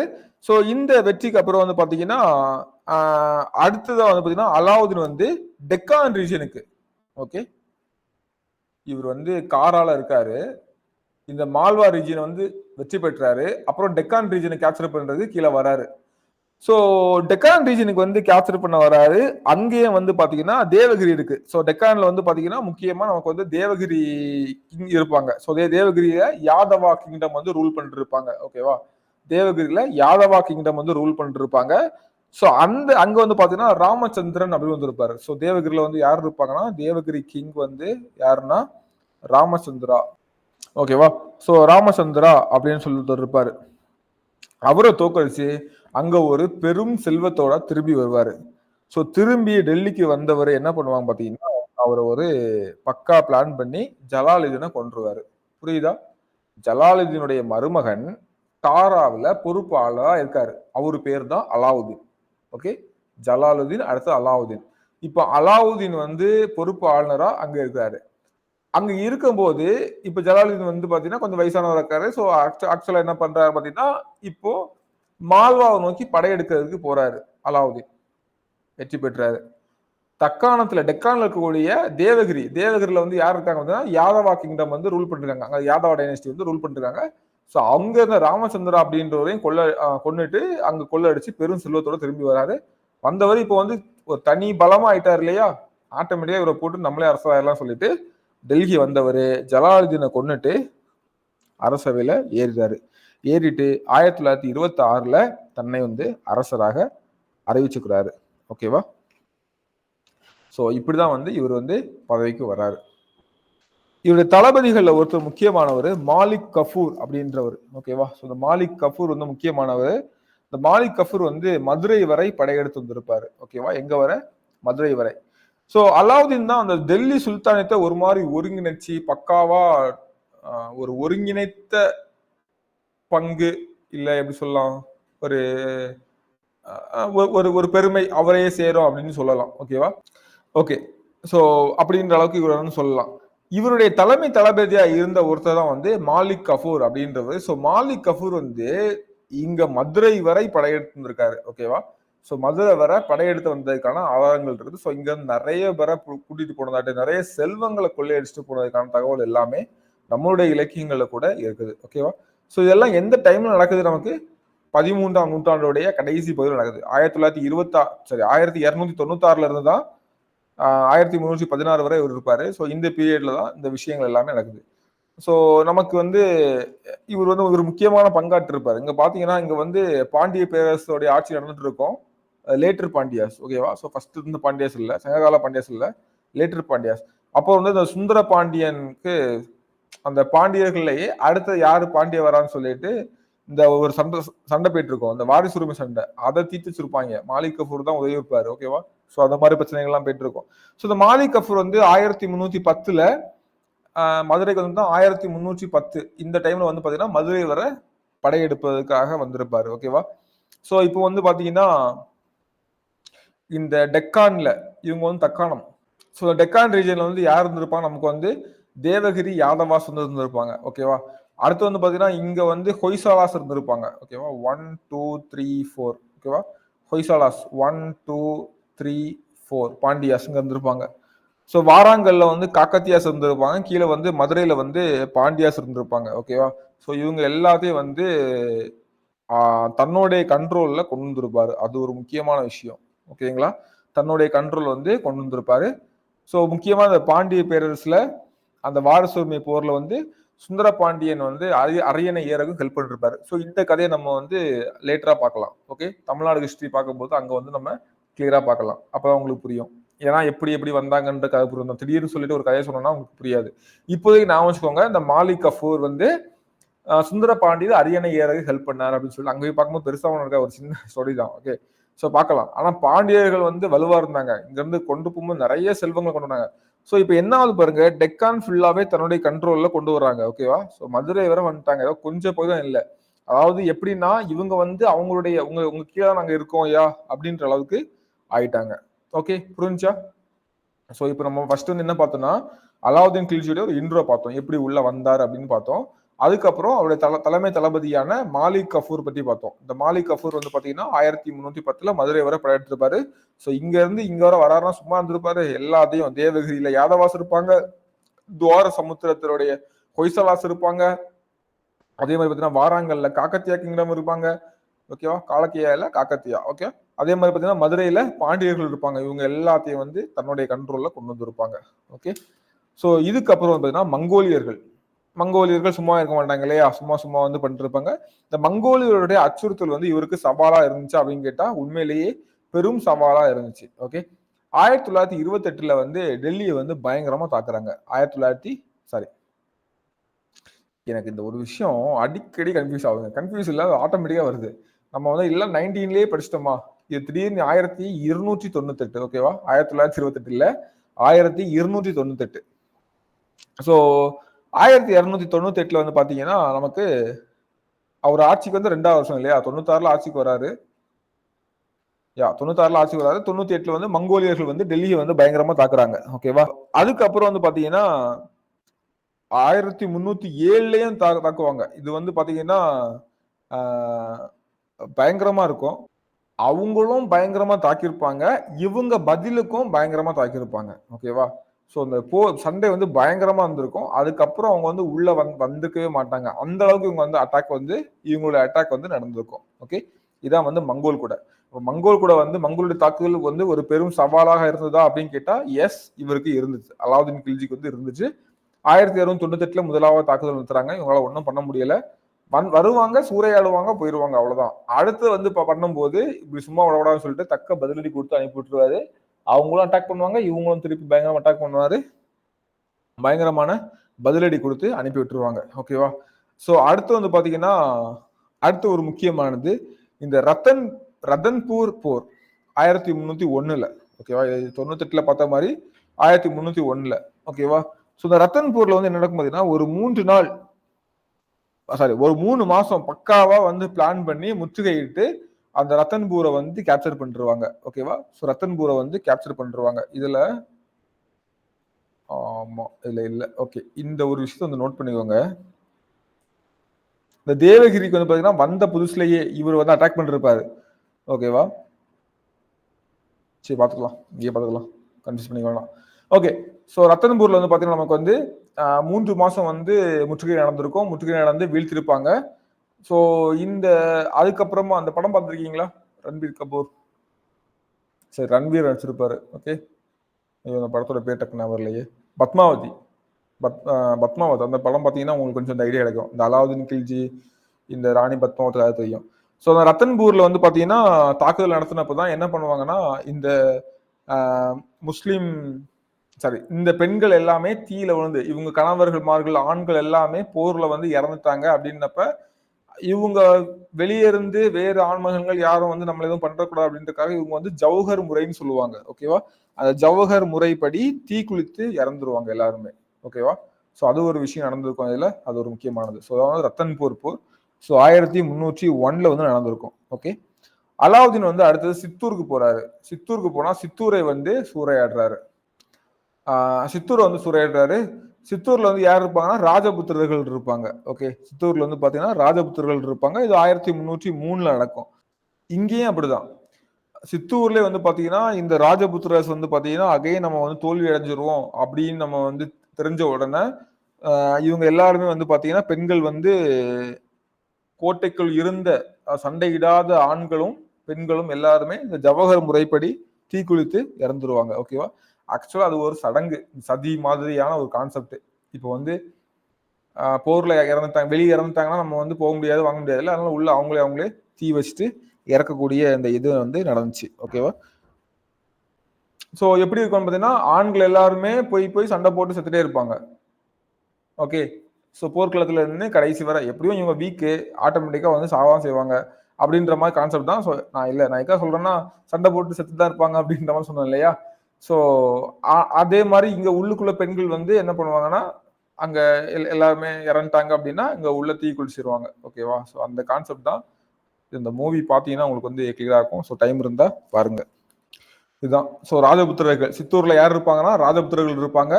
ஆடவர்கள் போரிலும், மகளிர்கள் தீயிலும் மாண்டனர். அலாவுதீன் வந்து சித்தூரை வந்து சூறையாடி கைப்பற்றிட்டார். ஓகேவா? சூறையாடல். ஆக்சுவலா இந்த வரும். ஓகே. தமிழுக்கு யூஸ் ஆகும். பார்த்துக்கோங்க. ஸோ இதான் வந்து பார்த்தீங்கன்னா, சித்தூர் சூறையாடல் அப்படின்றது. அதுக்கப்புறமா எங்க வராருன்னா இங்க நம்ம சவுத்துக்கு வராரு. சவுத்துல வந்து பாத்தீங்கன்னா தேவகிரி வந்து இது பண்றாங்க. அதுக்கப்புறம் வந்து பாத்தீங்கன்னா தேவகிரி கோட்டையை வந்து கைப்பற்றுறதுக்கு யார் அனுப்புவாங்க? மாலிக் கஃபூர் அசால்ட்டா போய் அடிச்சுட்டு வந்துருவாரு. அதுக்கப்புறம் வந்து பாத்தீங்கன்னா தெலுங்கானா பகுதியில வந்து காக்கத்தியா இருப்பாங்க. பிரதாபருத்ரா இந்த பகுதியில தெலுங்கானா வாரங்கல் காக்கத்தியா இருப்பாங்க. பிரதாபருத்ரா ஸோ அவரையும் வந்து ஈஸியா வந்து கேப்சர் பண்ணிருவாரு. அதுக்கப்புறம் பாத்தீங்கன்னா நமக்கு வந்து ஹொய்சாலா வந்து பாத்தீங்கன்னா இப்ப இருக்கக்கூடிய இந்த கர்நாடகா பகுதின்னு சொல்லலாம் கிட்டத்தட்ட அந்த பகுதியில இருப்பாங்க. ஸோ அங்கேயும் வந்து ஈஸியா அங்க வந்து யார் இருப்பாங்கன்னா வீரவல்லாளன் தேர்டு அப்படின்னு இருப்பாங்க. ஓகேவா? வீரவல்லாள் தமிழ்ல வந்து 3ஆம் வீரவல்லாளன் அப்படின்னு கொடுத்துருப்பாங்க. ஓகேவா? நாட் சோ இம்பார்ட்டன்ட், ஜஸ்ட் பாத்துக்கோங்க. வேணா நோட் பண்ணிடுவோமா? ஸோ தேவகிரியில வந்து யாதவாஸ் இருப்பாங்க. ஸோ தேவகிரி யாதவாஸ் வந்து நமக்கு யார் இருப்பாங்கன்னா அந்த டைம்ல வந்து ராமச்சந்திரா அப்படின்னு ஒருத்தர் இருப்பாரு. ஓகேவா? ராமச்சந்திரா இருப்பாரு. இங்க ஹொய்சாலால வந்து யார் இருப்பாங்கன்னா 3ஆம் வீரவல்லாளன் அப்படின்னு ஒருத்தர் இருப்பாரு. 3ஆம் வீர வல்லாளன் அப்படின்னு ஒருத்தர் இருப்பாரு. காக்கத்தியால வந்து யார் இருப்பாங்கன்னா பிரதாபருத்ரன் இருப்பாரு. இந்த பேர் நான் வச்சுக்கோங்க, பின்னாடி நமக்கு வரும். பிரதாபருத்ரன், இங்கிலீஷ்ல பிரதாபருத்ரன் கொடுத்துருப்பாங்க. வேற யாரு? தமிழ்நாட்டுல யார் இருப்பாங்கன்னா பாண்டியர்கள் இருப்பாங்க. மதுரையில பாண்டியர்கள் இருப்பாங்க. ஆக்சுவலா வந்து இந்த மாலிக் கஃபூர் வந்து தமிழ்நாட்டுக்கு வரப்போ பயங்கர மழை இருந்திருக்கும். அவரால் அதை தாண்டி வர முடியாத சூழ்நிலை இருக்கும். ஆனாலும் வந்து அந்த ஸ்டார்டிங் இந்த காஞ்சி திருவங்கம் என்றாகும் போதே அந்த சூழ்நிலை தள்ளப்பட்டிருப்பாரு. ஆனாலும் மதுரை வரை வந்து ஒரு பார்வை பார்த்துட்டு போயிருப்பாரு. ஓகேவா? ஸோ ரொம்ப மோசமான ஆளா இருந்திருப்பாரு. ஸோ இப்படி வந்து எல்லா இடங்களையும் எங்கெல்லாம் பாருங்க, தேவகிரி கைப்பற்றியாச்சு, துவாரசமுத்திரா கைப்பற்றியாச்சு, வாராங்கல் கைப்பற்றியாச்சு, பாண்டியர்களுடைய நம்ம பாண்டிய கிங்டத்தை மதுரை கைப்பற்றியாச்சு, மங்கோல்ஸை வந்து வெற்றிகரமா பதிலடி கொடுத்தாச்சு, ரத்தன்பூரை கைப்பற்றியாச்சு, சித்தூரை கைப்பற்றியாச்சு, மால்வாவுக்கு ஆல்ரெடி ஃபர்ஸ்டே கைப்பற்றிருப்பாரு. மால்வாவை வந்து ஃபர்ஸ்டே கைப்பற்றிருப்பாரு. ஸோ இந்த மாதிரி ஹோல் இந்தியாவையே தன்னுடைய கண்ட்ரோல்ல கொண்டு வந்துட்டாரு அப்படின்னு சொன்னா மிகையாகாது. ஓகேவா? அவரு கீழே அவருடைய ஆதிக்கத்துல நிறைய பேர் இருந்தாங்க அப்படின்னு சொல்லணும். ஓகேவா? ஸோ இப்போ நம்ம கீழே அந்த டெக்கான் பீரியட் இடங்கள்ல கைப்பற்றின எல்லாமே டெம்பரரி, ஈஸியா அவங்க வந்து இதாயிருவாங்க. ஆனா வந்து நார்த்ல அவங்க வந்து ரொம்பவே ஸ்ட்ராங்கா இருந்தாங்க. ஆனா இவருடைய காலத்துல இவங்க எல்லாமே வந்து என்ன பண்ணிட்டு இருந்தாங்க? கப்பம் கட்டிட்டு தான் இருந்தாங்க அப்படின்னு சொல்லலாம். ஸோ அலாவுதீன் கில்ஜியோடைய டைம்ல இந்தியா வந்து எப்படி அவருடைய கண்ட்ரோல்னு சொல்லவா? ஒரு உதாரணம் சொல்லணும்னா இதான் வந்து இந்தியா இல்லையா? ஓகேவா? இங்க விட்டுருங்க. ஒரு கணக்கு போட இங்க வந்து ஜம்மு காஷ்மீர் பகுதி, இங்க பாகிஸ்தான் பகுதி இப்படி இருக்குது. இது வந்து இப்ப இருக்கக்கூடிய இந்தியா இப்படி இருக்குன்னு வச்சுங்களேன். இதுல எவ்வளவு ஏரியா தன்னோட கண்ட்ரோல்ல கொண்டு வந்திருந்தாரு அப்படின்னு பாத்தீங்கன்னா, இங்க வந்து மதுரை வரை வந்துட்டாரு. ஓகேவா? இந்த இடம் ஃபுல்லா வருது. கவுர் வர இங்க இது ஃபுல்லா அவர் தான். புரியுதா? ஸோ கிட்டத்தட்ட இது வந்து அலாவுதீன் கில்ஜியோட பீரியட்ல ஹோல் இந்தியாவே அவர் கண்ட்ரோலா இருந்து அப்படின்னு சொல்லலாம். புரிஞ்சுதா? ஸோ அப்போ எந்தெந்த பகுதி? ரத்தன்பூர், ஓகே, மங்கோல வந்து பண்ணிருப்பாரு, சித்தூர், அதுக்கப்புறமா இங்க இந்த 4 டெக்கான்ல சவுத்துல உள்ள இந்த 4 இதெல்லாம் வந்து நான் வச்சுக்கோங்க. ஓகேவா? ஸோ இவருமே அமீர் குஸ்ரோ வந்து போற்றி பாதுகாத்திருப்பாரு. மீர் ஹாசன் அப்படின்றவரையும் வந்து போற்றி அவர் வந்து ஆதரித்திருப்பாரு. ஓகே. ஸோ இவருடைய நிர்வாக சீர்திருத்தங்கள் பார்க்கலாம். ரொம்ப முக்கியமானது, இன்ட்ரெஸ்டிங் ஆனது. ஓகேவா? ஸோ பார்க்கலாம். அலாவுதீன் கில்ஜியோட நிர்வாக சீர்திருத்தங்கள். ஸோ வேற வேற மரபு கூட வந்து திருமணம் நடக்கிறதுக்கு வந்து ஓகே சொல்லல. வேற வேற மரபுல உள்ளவங்களோட வேற மரபுல உள்ளவங்க கூட திருமணம் பண்ணிக்க முடியாது. பண்ணணும்னா சுல்தானோட அனுமதி வேணும் அப்படின்ற மாதிரி இருந்துச்சு. ஓகேவா? அதே மாதிரி வந்து பாத்தீங்கன்னா நிலங்கள் இருக்கு இல்லையா? நிலங்கள் எப்பவுமே அரசோடைய கண்ட்ரோல் இருக்கணும் அப்படின்றத கொண்டு வந்துட்டாரு. அதாவது வழக்கமா எப்படி இருக்கணும்? நிலங்கள் வந்து கோயிலுக்கு வந்து தானமா கொடுத்துருப்பாங்க, இல்ல யாருக்காச்சும் பரிசா கொடுத்துருப்பாங்க. ஸோ அந்த மாதிரி உள்ள எல்லாத்தையுமே என்ன பண்றாரு? ரிட்டர்ன் வந்து வாங்கிட்டாரு. வாங்கிட்டு எல்லாமே அரசோடைய கண்ட்ரோல் தான். அதுல நீங்க வந்து விவசாயம் பண்ணி அதுல ஒரு பங்கு வந்து டாக்ஸ் பண்ணி மீதியை வந்து நீங்க எடுத்து பண்ணிக்கலாம் அப்படின்றது மாதிரி கொண்டு வந்துட்டாரு. ஓகேவா? ஸோ அப்போ வந்து எல்லாமே கவர்மெண்ட் கண்ட்ரோல் வந்துச்சு. ஓகேவா? நிலங்கள் எல்லாமே கவர்மெண்டோட கண்ட்ரோல் வந்துருச்சு ஒண்ணு. ஸோ இந்த கல்யாண மேட்டரை நம்ம விட்டுறலாம். ஓகே. ஸோ அதே மாதிரி பாத்தீங்கன்னா ஊழல் அப்படின்ற யாருல ஊழல் பண்ணாங்க அப்படின்னா அவங்க தண்டனை வந்து மிக மிக மிக மிக கடுமையாக கொடுமையாக இருந்தது. ஓகேவா? ஊழல் பண்ணாங்கன்னா தண்டனை வந்து மிக கடுமையாக இருந்ததா பார்க்க முடியுது. ஓகேவா? ஸோ அதே மாதிரி பார்த்தீங்கன்னா மது, போதை, சூதாட்டம் இது எல்லாமே வந்து தடை பண்ணப்பட்டது. லிக்கியர் அண்ட் கேம்லிங் எல்லாமே தடை பண்ணப்பட்டிருந்தது. ஓகேவா? உங்களுக்கு ரொம்ப ஆச்சரியமா இருக்கும். அவர் ஒரு ஒரு நல்ல ஆட்சியை வழங்கியிருப்பாரு அப்படின்னு சொல்லலாம். அதே மாதிரி பார்த்தீங்கன்னா அந்த நம்ம இது சொன்னோம் இல்லையா? இங்க இதுக்கு முன்னாடி ஒரு பாயிண்ட் சொன்னோம் இல்லையா? நிலவரி நேரடி வசூல். இந்த பாயிண்ட் கூடயே அத வந்து தொடர்புபடுத்திடுங்க. எப்படின்னா, லேண்ட் எல்லாமே நமக்கு வந்து பாத்தீங்கன்னா, யாருடைய கண்ட்ரோல் வந்துச்சு? கிங்கோட கண்ட்ரோல் வந்துச்சு ஃபர்ஸ்ட். எல்லாமே வந்து கவர்மெண்டோட கண்ட்ரோல் அப்படின்ற மாதிரி ஆயிடுச்சு. யாருக்கும் பரிசா கொடுத்தது, கோயிலுக்கு தானமா கொடுத்தது அந்த கதையே கிடையாது அப்படின்னு வந்துச்சு. இப்போ வந்து பாத்தீங்கன்னா, இன்னும் ஒரு படி மேல போயிட்டு, இப்போ அந்த அந்த லேண்ட்ல இருந்து யார் வந்து டாக்ஸ் கலெக்ட் பண்ணுவாங்கன்னா, அங்க டாக்ஸ் கலெக்ட் பண்ண ஒருத்தர் இருப்பாரு அவரு. ஓகேவா? ஜமீன்தாரி மாதிரி. நம்ம பின்னாடி ஜமீன்தாரி பார்ப்போம். கேள்விப்பட்டிருப்பீங்க இல்லையா? சோ அது மாதிரி நமக்கு வந்து பாத்தீங்கன்னா கிராம தலைவர்கள் இருப்பாங்க. இவங்க தான் வந்து பாத்தீங்கன்னா வரியை வசூல் பண்ணி கிங்கிட்ட கொடுப்பாங்க. கண்டிப்பா ஊழல் நடக்காதா? ஓகேவா? சோ ₹10 கடைசினா ₹1 எடுப்பாங்களா மாட்டாங்களா? அவங்க சம்பளமே கொடுத்தாலும் எடுப்பாங்களா மாட்டாங்களா? ஏன்னா காசு வந்து போற இடம். கரெக்டா? சோ ப்ராப்பரான பதிவு ஒன்றும் கிடையாது. வரதுதான் முடிஞ்சு போச்சு. ஓகே. மிஞ்சி போனா ஸ்பை வச்சுக்கலாம். அவ்வளவுதான் பண்ண முடியும். சோ அப்ப என்ன பண்ணிட்டாரு இவர் வந்து டைரக்டாவே கலெக்ட் பண்ணதுக்கு பண்ணிட்டாரு. ஓகேவா? ஒருத்தன் போயிட்டு எல்லாத்தையும் கலெக்ட் பண்ணி வருவான். அவர் டேரக்டாவில இருந்து அந்த மாதிரியான சிஸ்டத்தை வந்து செட் பண்ணிட்டாரு. ஓகேவா? பல கிராமங்கள்ல இருந்து கலெக்ட் ஆகி போகும்போது என்ன ஆகும்? கண்டிப்பா கரப்ஷன் நடக்கும். சோ அதனால இவர் என்ன பண்றாரு? நிலவரி வந்து நேரடியா வசூல் பண்றாரு. அதாவது இடையில அந்த கிராம தலைவர் அப்படின்றதெல்லாம் வேணாம் அப்படின்னு சொல்லிட்டு நேரடியா வசூல் பண்றத வந்து கொண்டு வந்துட்டாரு. ஓகேவா? சோ அதே மாதிரி பாத்தீங்கன்னா வரி டாக்ஸ் போட்டாரு. அந்த டாக்ஸ் எல்லாமே காசு இருக்கவன் இருந்து வந்துச்சே தவிர மத்தவங்கள்ட்ட இருந்து அந்த என்ன சொல்றது எப்படி சொல்ல அது ஏழைகளுக்கு எல்லாம் டாக்ஸ் இல்லைங்க. ஓகே. சோ பணக்காரங்க அதிகமா டாக்ஸ் கட்டினாங்க. இல்லாதவங்கள்ட்ட வந்து ஏதோ ரொம்ப டாக்ஸ் போட்டாங்க கொடுமையா இருக்கு அப்படின்ற மாதிரி மக்கள் ஃபீல் ஆகல. ஒரு நீட்டான டாக்ஸேஷன் ஃபார்முலா வந்து செட் பண்றாரு. ரொம்ப முக்கியமானது. ரொம்ப ரொம்ப ரொம்ப முக்கியமானது அஞ்சல் முறையை ஏற்படுத்தினார். என்ன முறை ஏற்படுத்தினார்? அஞ்சல் முறையை வந்து ஏற்படுத்தினார். ஓகே. தபால் முறையை வந்து ஏற்படுத்தினார். ஓகே. அலாவுதீன் கில்ஜி. ஸோ பயங்கரமான ஆளா இருந்திருக்காரு இல்லையா? ஸோ போட்டோ பார்த்தா உங்களுக்கு தெரியும். முடிஞ்ச மூவி பாருங்க. ஸோ அஞ்சல் முறை அதுல எல்லாம் காட்டுக்க மாட்டாங்க. ஃபுல்லா லவ் ஸ்டோரிலாம் போயிருப்பாங்க. அது வேற கதை. அஞ்சல் முறையை வந்து ஏற்படுத்தினது. தபால் இப்போ நம்ம போஸ்டல் சிஸ்டம் இருக்குல்ல அதை அப்பவே வந்து ஸ்டார்ட் பண்ணிட்டாங்க. இங்க இருந்து நீங்க ஒரு லெட்டர் கொடுத்து விட்டா அங்க ஈஸியா போய் சேர்ந்துரும். ஸோ அந்த மாதிரி ஒரு சிஸ்டத்தை வந்து ஸ்டார்ட் பண்ணாரு. குதிரைகளுக்கு சூடு போடும் முறை அப்படின்னு சொல்ற டாக் அப்படின்ற ஒரு சிஸ்டத்தை வந்து ஆரம்பிச்சிருப்பாரு. என்ன சிஸ்டம்? டாக் அப்படின்ற குதிரைகளுக்கு சூடு போடுறது. ஓகேவா? சோ இது வந்து பாத்தீங்கன்னா அவர்கிட்ட வந்து அந்த மிலிட்ரியில வந்து ஒரு சின்ன ரிஃபார்ம் பண்ணிருப்பாருங்க. இவர்கிட்ட தான் முறையா ஒரு பெரிய பெர்மனண்டான என்ன சொல்றது, அதாவது சுல்தான்ஸ்லயே அலாவுதீன் கில்ஜிட்ட தான் ஒரு ஸ்டாண்டர்டான பெர்மனன்ட் மிலிட்ரி இருக்கும். மீதி எல்லாமே எப்படின்னா ராணுவ தளபதி படை தளபதி கீழே வந்து கொடுத்துட்டு இருப்பாங்க. அவங்க வந்து பார்த்துப்பாங்க. இக்தார் சிஸ்டம் ஃபாலோ ஆகிட்டு இருந்துச்சு. அப்போ அவங்கள்ட்ட தான் இருக்கும். இவர் கண்ட்ரோல் இருக்கான்னு கேட்டா மறைமுக கண்ட்ரோல் இருக்கு. அப்படிதான் இருந்துச்சு. ஆனா அலாவுதீன் கில்ஜி டைம்ல வந்து அவருடைய நேரடி கண்ட்ரோல்லையே இருந்துச்சு. முக்கியமான விஷயம் வந்து பாத்தீங்கன்னா இங்க அந்த பாயிண்ட் இருக்கும். படை வீரர்களுக்கு பணம் ஊதியமாக வழங்கிய முதல் சுல்தான். ரொம்ப முக்கியமானது. புரியுதா? அப்ப என்ன பண்ணிட்டாங்கன்னா இந்த இது இருக்கு இல்லையா? நமக்கு அந்த இக்தா சிஸ்டம் அதெல்லாம் கேன்சல். ஒரு லேண்டா கொடுக்கறது அப்படின்னு இல்லாம, இல்ல கொள்ளையில பங்கு கொடுக்கறது அப்படின்னு இல்லாம, ஓகேவா? சோ படை தளபதி மீன்ஸ் வந்து ஒரு ஒரு கொஞ்சம் பெரிய ஆளுக்கு வந்து லேண்ட கொடுத்தாங்க. ஆனா அது கீழே உள்ளவங்க எல்லாம் பாத்தீங்கன்னா அவரு தான் பார்த்துப்பா இருந்துச்சு. இங்க வந்து இல்ல போருக்கு போறோம்னா கொள்ளையடிக்கிறதுல பங்கு.